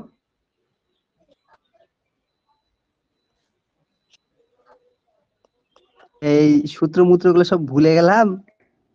আচ্ছা আচ্ছা আচ্ছা আচ্ছা, যাই হোক, আমি আমার করা আছে এখানে, আমি দেখাচ্ছি। দেখো এই পিডিএফটাতেই যেটা তোমাদের পাঠাবো করা আছে। কত দাগ ছিল? 48 দাগ। দেখো 48 দাগেরটা করেছি আমি। দেখো প্রথমটা তো এইভাবে হবে, 1:2, এটাকে 2 দিয়ে ভাগ করা যাবে। তারপরটা দেখো, প্রশ্নটা কি ছিল? প্রশ্নটা একটু বলি। প্রশ্নটা ছিল, একটি রেলপথের মূল মানচিত্র ও নতুন মানচিত্রের রোটামিটার দ্বারা যথাক্রমে 21 সেন্টিমিটার ও 12.60 সেন্টিমিটার, মানে নতুনটাই হচ্ছে 12.60 আর পুরোনোটাই 21, তাহলে কত শতাংশ হ্রাস বৃদ্ধির মাত্রা তোমাকে বের করতে হবে। তাহলে নতুনটা আমি উপরে লিখবো, পুরোনোটা আমি নিচে লিখবো, ঠিক আছে? তাহলে ইন্টু 100, মানে শতাংশ বের করতে বলতে, তাহলে 60% হবে।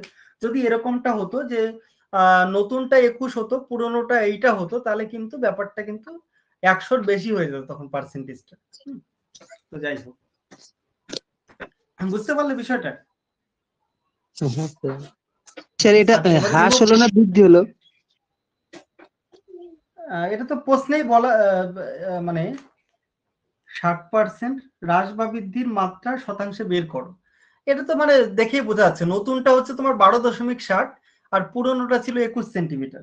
হ্যাঁ, তাহলে হ্রাস বেশি হচ্ছে স্যার নাকি? আগে ছিল, মানে মানে মানচিত্রটা বড় করা হলো আর কি। ও হ্যাঁ হ্যাঁ, হুম, ঠিক আছে। তারপরে দেখো 49 নম্বর কোশ্চেন আমি চলে যাচ্ছি। দেখতে পাচ্ছ সবাই? একটি রাস্তার দৈর্ঘ্য মূল মানচিত্র ও পুনরুৎপাদিত মানচিত্রের রোটামিটারের সাহায্যে যথাক্রমে 21 সেন্টিমিটার ও 10.50 সেন্টিমিটার পরিমাপ করা হয়েছে। পুনরুৎপাদিত মানচিত্রের হ্রাস বৃদ্ধির মাত্রা বের করো। আচ্ছা, এটা করতে পারবে? দেখো প্রশ্নটা দেখো, তোমরা যদি খাতায় করার চেষ্টা করো করতে পারো। একটি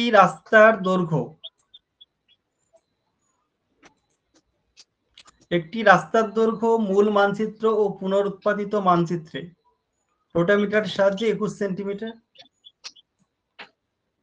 ও 10.50 সেন্টিমিটার দেখানো হয়েছে।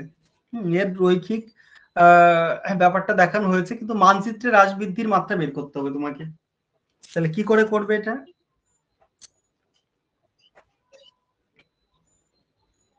কি করে করবে? নতুনটায় কত আছে? নতুনটা হচ্ছে 10.50, তাহলে তোমরা লিখবে 10.50 ডিভাইডেড বাই, ওটা আগে 21টা নিচে। হ্যাঁ 21টা নিচে হবে, সেটাকে হোল স্কয়ার করে দেবে। তাহলে কত হচ্ছে উত্তর?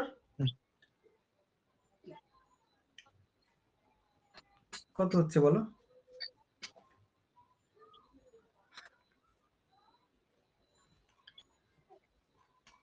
উত্তরটা দেখাই, দেখো 10.50 ডিভাইডেড বাই 21, এটাকে হোল স্কয়ার করতে হবে। 1/2 হোল স্কয়ার করলে 1/4, 1/4 করা হবে আর কি।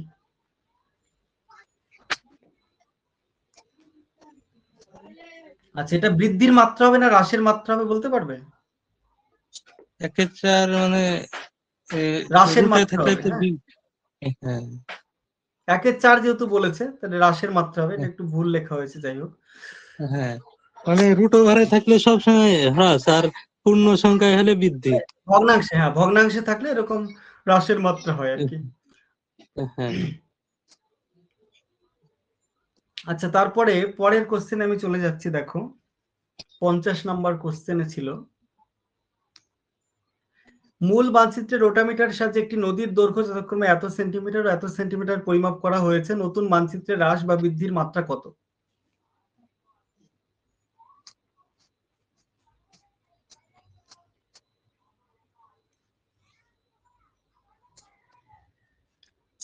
এত সেন্টিমিটার আর এত সেন্টিমিটার, দুটো ধর আলাদা আলাদা মানচিত্র করা হয়েছে। প্রথমটায় 8.30 সেন্টিমিটার, পরেরটায় এত সেন্টিমিটার, নতুনটা হচ্ছে এইটা। তাহলে এইটাকে আমাকে কি করতে হবে? মানচিত্রের হ্রাস বৃদ্ধির মাত্রা, তাহলে কি করতে হবে? এইটা বাই এইটা, ওটাকে হোল স্কয়ার করে দিতে হবে, তাই তো?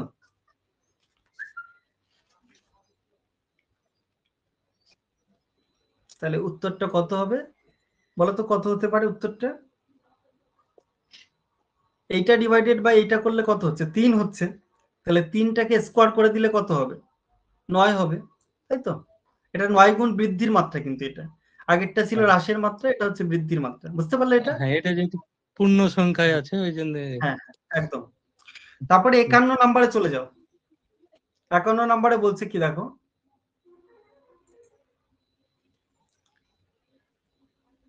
ভালো করে বোঝো। 1:2,50,000 স্কেলের একটি মানচিত্রে একটি নদী বাঁকের দৈর্ঘ্য এত পরিমাপ করা হয়েছে। অবশ্যই সেন্টিমিটার হবে। ওই একই নদী বাঁকের দৈর্ঘ্য পুনরুৎপাদিত মানচিত্র, মানে নতুন মানচিত্রে আছে 21.25 সেন্টিমিটার। হ্রাস বা বৃদ্ধির মাত্রা শতাংশে হিসাব করে টোপো মানচিত্রের স্কেল নির্ণয় করলে কত হবে? এটা কি বুঝতে পারছো? এটার একটা সূত্র আছে। কি সূত্রটা? কি, নতুন মানচিত্রের স্কেল ইকুয়াল টু মূল মানচিত্রের স্কেল ইন্টু নতুন মানচিত্রের হ্রাসের মাত্রা। এই সূত্র ফেলে তোমাকে করতে হবে। ওই অঙ্কগুলোই আমি সূত্র দেখিয়েছিলাম উদাহরণগুলোতে। আমি সূত্র ফেলে কিভাবে অঙ্কটা করতে হবে একটু দেখো।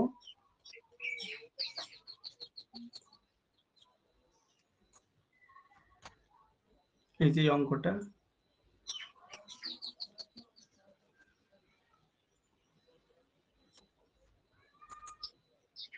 আচ্ছা, প্রশ্নটা কি ছিল? প্রশ্নটা ছিল একটা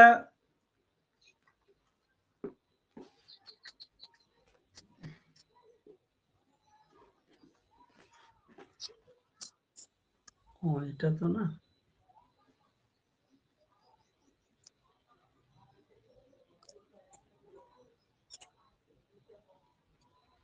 আচ্ছা, প্রশ্নটা ছিল যে 1:2,50,000 স্কেলের একটা মানচিত্রে একটা নদী বাঁকের দৈর্ঘ্য হচ্ছে 12.50 সেন্টিমিটার এবং নতুন যে মানচিত্র সেখানে 21.25 সেন্টিমিটার পরিমাপ করা হয়েছে।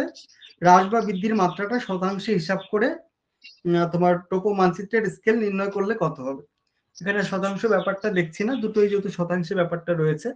তাহলে এখানে দেখো 1/25,000, 1/2,50,000 এই স্কেলটা ছিল আর কি, এইটা ছিল আর কি। এবার নতুন মানচিত্রের ক্ষেত্রে কি করা হয়েছে? নতুন মানচিত্রের ক্ষেত্রে আমরা দেখেছি যে এখানে 12.50 প্রথমে ছিল এবং নতুনটাই ছিল 21.25। তাহলে 21.25 ডিভাইডেড বাই 5 করলে এত গুণ বৃদ্ধি বা হ্রাসের যে মাত্রাটা ছিল ওইটা দিয়ে কিন্তু এখানে ভাগ করে দিতে হবে। আরএফ এর যে হরটা ওটাকে ভাগ করে দিতে হবে।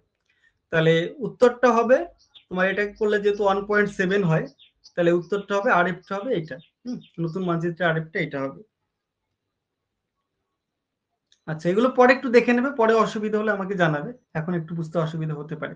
আর 52 নাম্বার কোশ্চেন দেখো,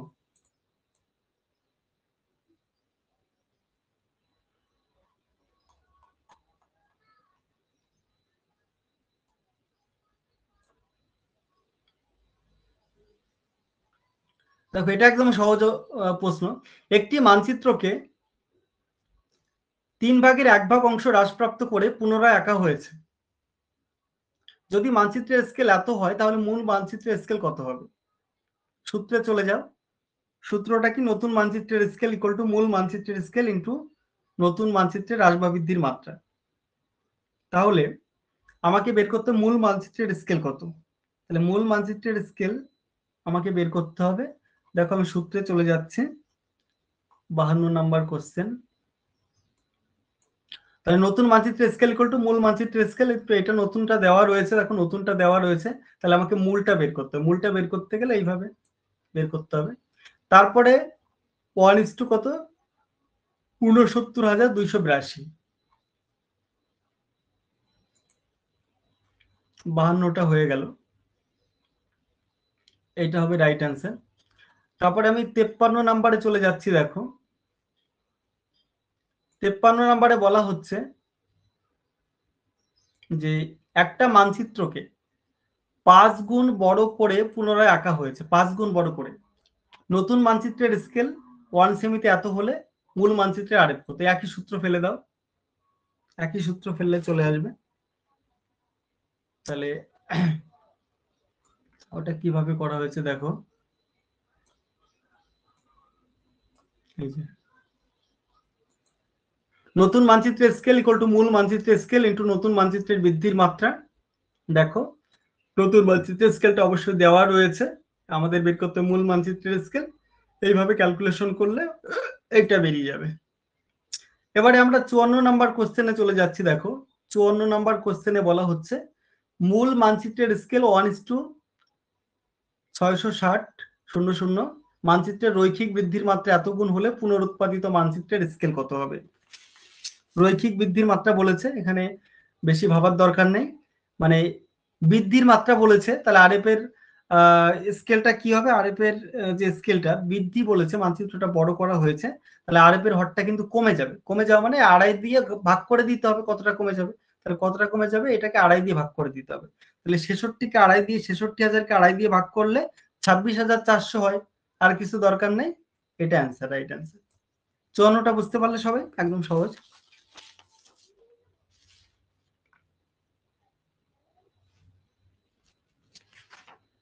আচ্ছা এবার 55টা দেখো, মূল মানচিত্রের স্কেল এত, মানচিত্রের রৈখিক হ্রাসের মাত্রা 1/3 হলে হ্রাসপ্রাপ্ত মানচিত্রের স্কেল কত হবে।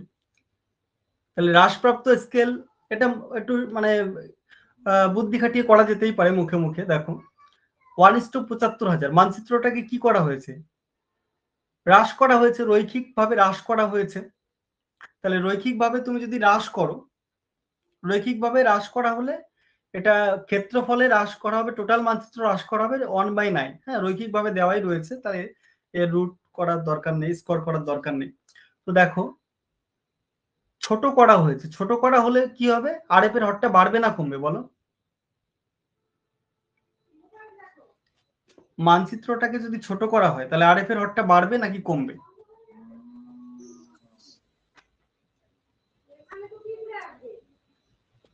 অবশ্যই বাড়বে, মানচিত্র ছোট করা হয়েছে, আগের থেকে ছোট, আরএফটা বেড়ে যাবে।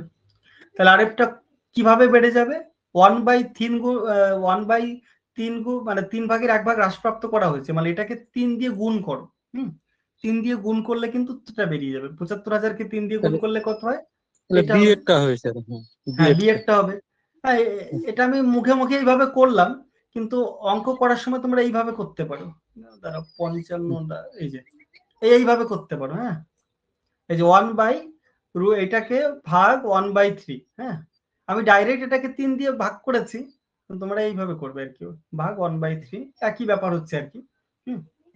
এই 3 দিয়ে 1/3 দিয়ে ভাগ করেছি, মানে 3 দিয়ে গুণ হয়ে যাবে আলটিমেটলি, তাই না, এটা গুণ চিহ্ন দিলে উল্টে গেল। 3 দিয়ে গুণ, হ্যাঁ হ্যাঁ হ্যাঁ একদম, হ্যাঁ মানে এটা ভাগের জায়গায় গুণ দিলে পরে 3/1 হয়ে যাবে, বিষয়টা ওইভাবে গুণ হয়ে যাচ্ছে তার জন্য। আচ্ছা তারপরে আর কি আছে কোশ্চেন, 55 হলো। আচ্ছা আর একটা কোশ্চেন আছে, একটু দেখো 56, একটি মানচিত্রের স্কেল আছে কত, 1:76,000, 1:76,000 আছে, সেটাকে 90% বাড়ানো হয়েছে, 90% বাড়ানো হয়েছে, তাহলে নতুন মানচিত্রের স্কেল কত হবে। তাহলে 1/76,000 90% বাড়ানো হয়েছে, মানে 100 ছিল সেখানে হয়েছে 190/100, এটা করলেন। হ্যাঁ হ্যাঁ ওইটা হবে। তাহলে 1/76,000 ইন্টু 190/100, এটা করে দেখবে উত্তর হবে 1:40,000। এটাও করা রয়েছে, দেখো 56 দাগে, এই যে বুঝতে পারলে। হ্যাঁ স্যার। আচ্ছা আরেকটা কোশ্চেন আছে, ওইটাই মানে লাস্ট 60 দাগের কোশ্চেনটা, ম্যাথমেটিক্যাল কোশ্চেন। দেখো ভালো করে দেখো, মানচিত্রে একটি বৃত্তাকার রেসকোর্স মাঠের পরিধি ভূমিতে 3.14 কিলোমিটার, মানচিত্রে এত সেন্টিমিটার নির্দেশ করে, মানচিত্রের আরএফ কত। বুঝতে পারলে, তাহলে মানচিত্রের পরিধি কত আছে, এখানে আমরা ওই কোনো সূত্র দরকার নেই, 2π এর সূত্রে যাবই না আমি। মানচিত্রে পরিধি দেওয়া আছে, ভূমিতে পরিধি দেওয়া আছে, তাহলে আমি ডাইরেক্ট কি করব, 31.4 ডিভাইডেড বাই 3.14। ঠিক আছে, যেহেতু ইউনিট আলাদা আলাদা, ইউনিট অনুযায়ী ভ্যারি করতে হবে। প্রশ্নটা কি দেখলে তোমরা, প্রশ্নটা দেখে হ্যাঁ। উত্তরটা দেখো আমরা, এবার উত্তরটা দেখো, উত্তরে আমি চলে যাচ্ছি, একদম এক লাইনে উত্তর চলে আসবে। কোথায় গেল? হ্যাঁ, এইটাকে ওই কিলোমিটারকে 100 দিয়ে 1 থেকে 1 লক্ষ দিয়ে এটা সেন্টিমিটার হয়ে যায়। 3.14টা কিলোমিটার ছিল, কিলোমিটারটাকে হ্যাঁ, আমি এটা সেন্টিমিটার করেছি, 1 লাখ দিয়ে গুণ করেছি। এবার যেহেতু আর উপরে আমার 1 বানাতে হবে, তাহলে এইটাকেও এইটা দিয়ে ভাগ করব, এইটাকেও এই সেম জিনিসটা দিয়ে ভাগ করব, তাই না? হ্যাঁ। আচ্ছা, তাহলে উত্তর হবে 1:10,000। আচ্ছা, বাকি কিছু নর্মাল কোশ্চেন ওগুলো এমনি পারবে তোমরা, শুধুমাত্র ম্যাথমেটিক্যাল এগুলোই একটু অসুবিধা হয় তোমাদের পরীক্ষাতে, তার জন্য এগুলো করলাম। তো যেগুলো আজকে প্র্যাকটিস করলাম এগুলো বাড়িতে আরো ভালো করে দেখবে, দরকার একটা খাতায় করার চেষ্টা করবে। তারপরে যদি কোনো অসুবিধা হয় আমাকে পরবর্তীতে জানাবে। হ্যাঁ স্যার। ঠিক আছে, বাকি যারা ছিলে আজকের ক্লাসে তোমরা সবাই বুঝতে পেরেছো, সাদিকুল তো রেসপন্স করলো, সৌভিক, তাসলিমা, তোমরা সবাই বুঝতে পেরেছো?